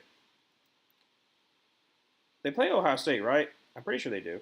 Yeah, they got Indiana next week, which is going to be a huge test for them. No. Okay, so Oregon. Yeah, so Oregon definitely should make the playoffs. Oregon plays Indiana, and then after that, Rutgers, Wisconsin, easy dubs. Iowa might be hard, but like I said, it's at Iowa, so it's kind of upset heavy. Minnesota, USC, and Washington. Like I think Oregon go undefeated. I'm not that high on Indiana. I think, I'm not going to be a hater to Indiana, but I think that people are putting too much stock in the Illinois game when, a lot of people are trying to say that Mendoza was going to be, he's always QB1. I'm like, man, just temper that opinion a little bit. Because, a lot of the throws that he made weren't, game-changing throws, and it's like, oh, my gosh, it's amazing. And it's they're a good team. They're going to make, Indiana's going to make the college football playoff. I feel pretty confident they can make the college football playoff. But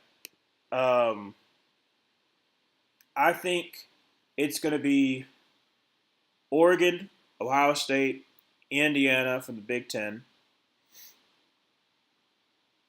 Big 12 is hard, but I'm probably going to say Texas Tech. I feel like Texas Tech can hold it down. So I think Texas Tech, as the Big 12 qualifier. Do I have any other Big 12 teams? Not really. I think Iowa State loses one more game.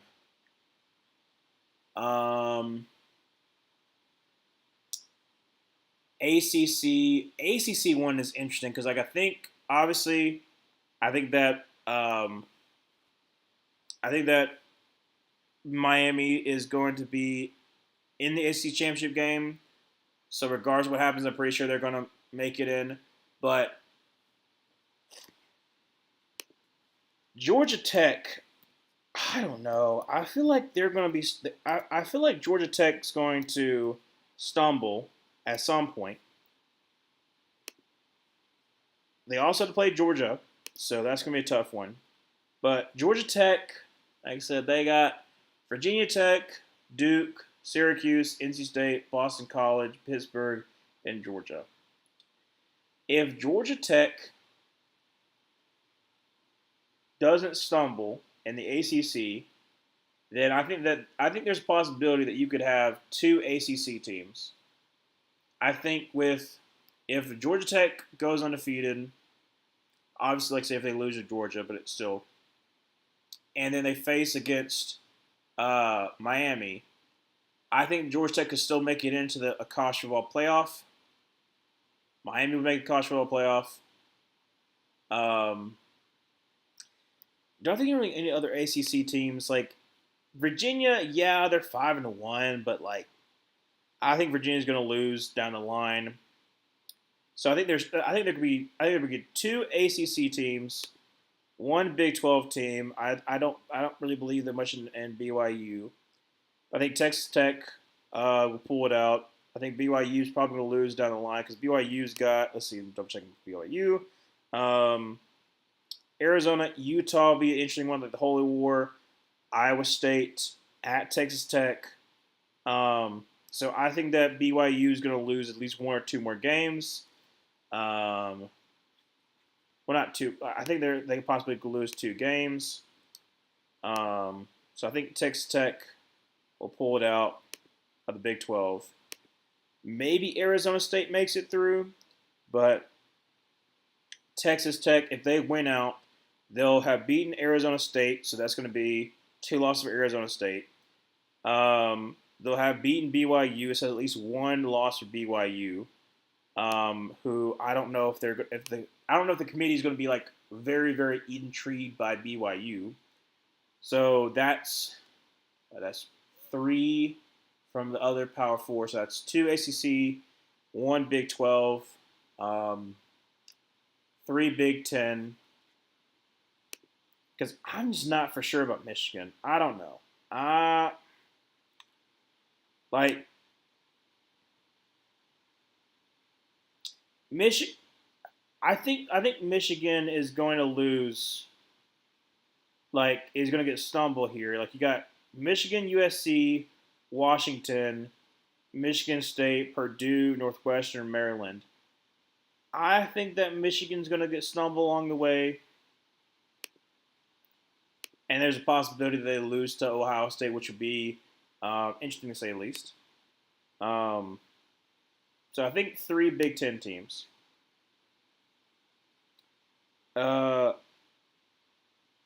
Is Ohio State making playoffs? I think they will. Like I said, Ohio State has not like the easiest path, but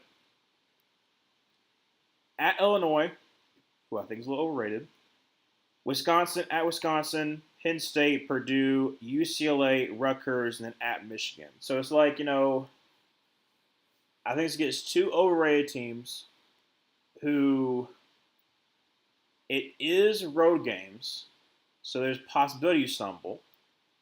But it's a very, very like senior laden team that has championship experience because I literally just won it last year. So I think that Ohio State makes it. So like I said, I think that sets a 6. That's 6 already. Then as far as who from the American Conference more than likely is going to be the group of 5, You got Memphis, who's 5-0. You got North Texas, who's 5-0. Oh, sorry, Memphis is 6-0. North Texas is 5-0. Navy's 5-0.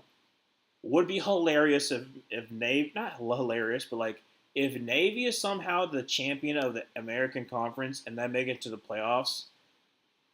Amazing. I mean, it would be a dream come true for a military academy to make it to the playoffs. Would they get screwed? More than likely. But it would be hilarious to watch. Not hilarious to watch because, like I said, they would lose, but like because that's what happens in like college football, like college football, like NCAA 14. You'd have like Navy or like Georgia Tech like made to the national title game. But yeah, I think whoever's going to win the going to win the American Conference makes it into the college football playoffs. So that's 7. And then as far as SEC,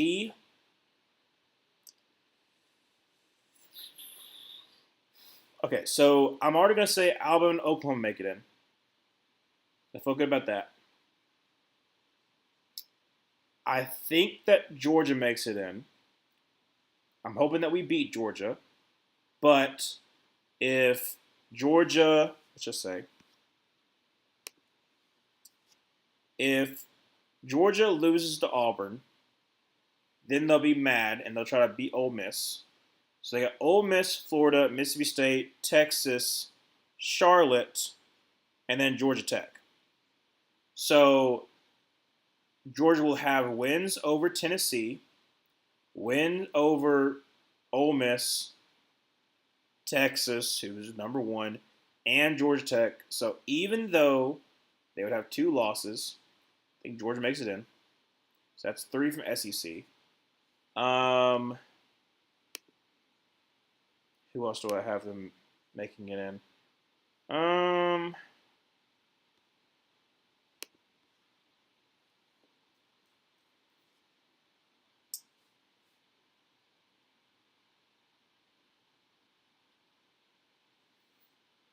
Maybe Texas A&M, but I'm just not convinced by Texas A&M. I really think they're going to falter here at the end of the season. But maybe, like I said, I think there's a chance that SEC makes 5 in, but I think more likely be 4. More than likely be 4, and maybe Big Ten gets 4 in. I can't believe that the Steelers could win the AFC North, and it wouldn't be a surprise anymore. Yeah, no, like the fact that Baltimore has been so bad, Bengals are so bad, and the Browns are trying their hardest. Like Steelers just got to stay afloat, and they're going to win the AFC North. Is Tennessee Vols football going to the playoffs this year? Like I said, I think they can. Obviously, the game against Alabama is going to be so important for Tennessee.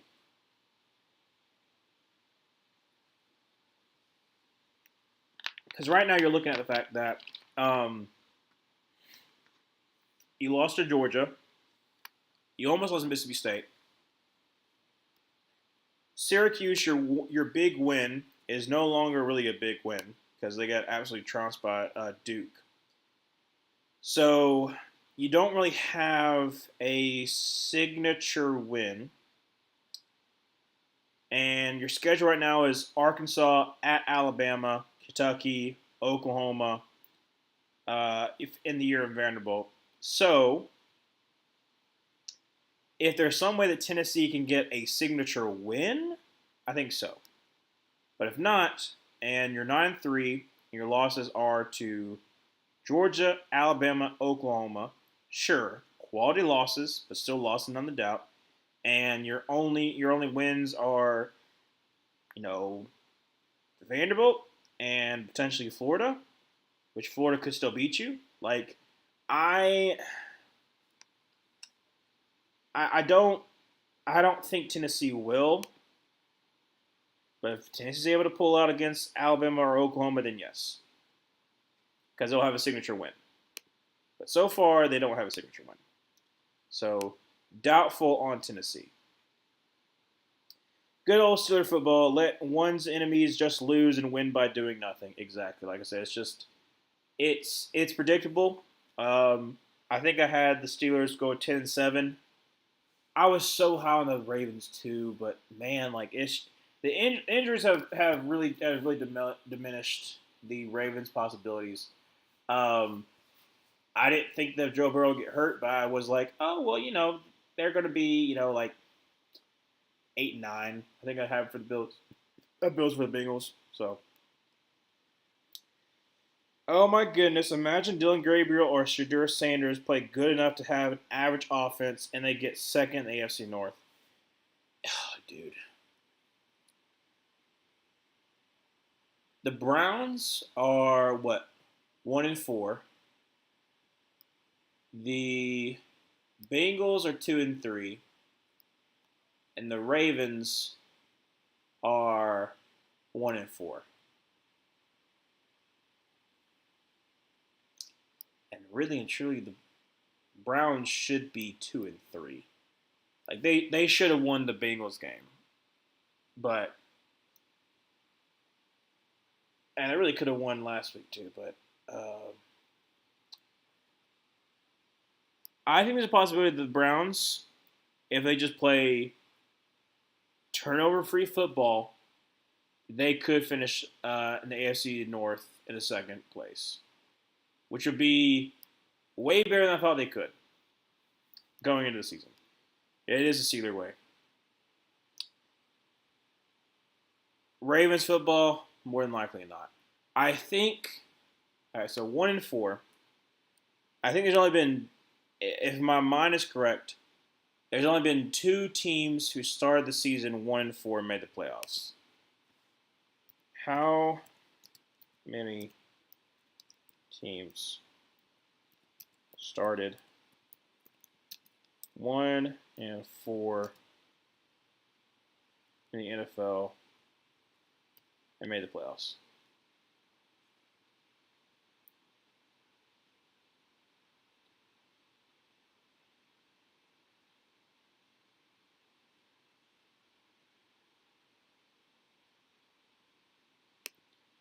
So this was over 12 months ago. So teams that started 1-4 and made the playoffs. Here's a list of the teams that made the playoffs starting the season 1-4. 1970 Cincinnati Bengals. They started 1-6 and finished 8-6 and made the playoffs.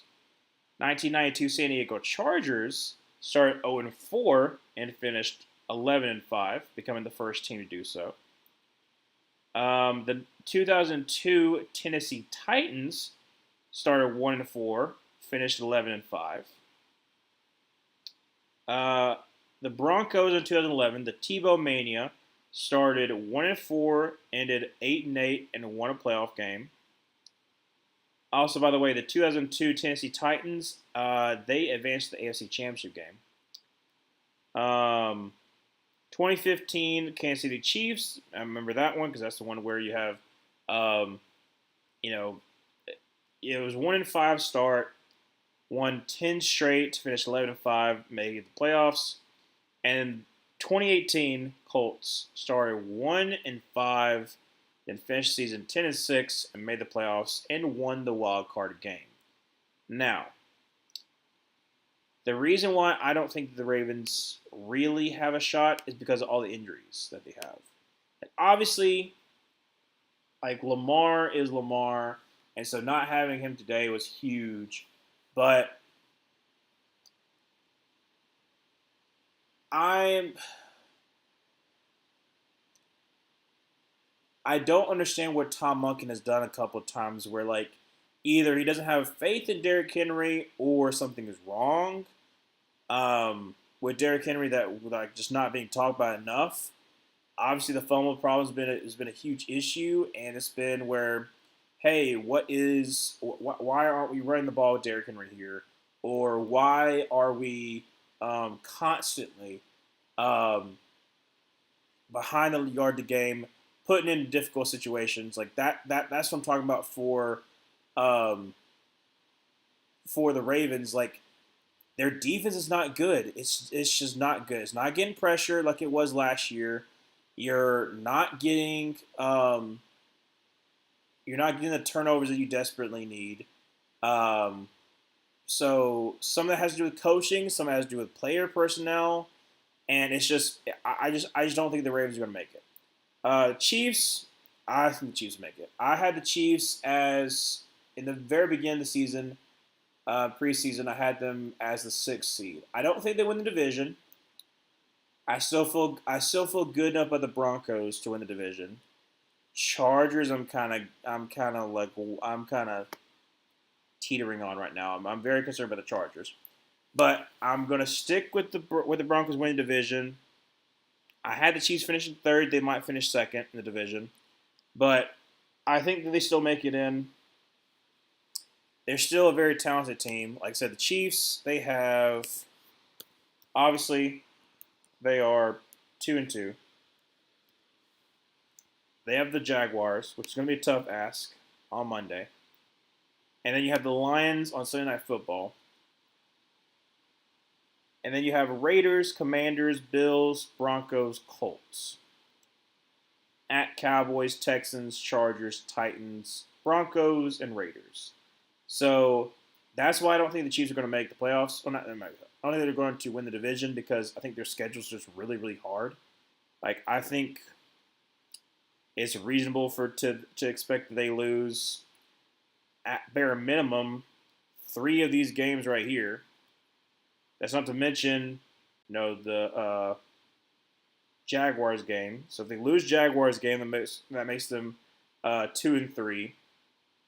I think it's reasonable to expect them to drop 3 of these games, maybe 4. So if anything, like I said, I think 11-6 is a reasonable ask for the Chiefs at this point. 12-5 is a little bit way too much for the Chiefs, but like 11-6, 10-7, I think that's reasonable for the Chiefs, and I think it's gonna be enough for them to make it to be either that 6th or 7th seed. Especially with me not thinking that the AFC North is going to have 2 teams. Initially, I had the AFC North having 2 teams. I don't think that's going to happen. So I just think that, yes, the Chiefs are going to make it. Are they going to be dominant? No. But they still make it. Great stream, Ryan. I'll see you again tomorrow. Hope you have a great Monday. Thanks so much, Emmanuel. Yeah, it's getting late for me. I gotta shut it down. So I'll see y'all tomorrow. Chiefs at Jaguars. Hopefully it's a good one. And yeah, this was a pretty. Like I said, it was.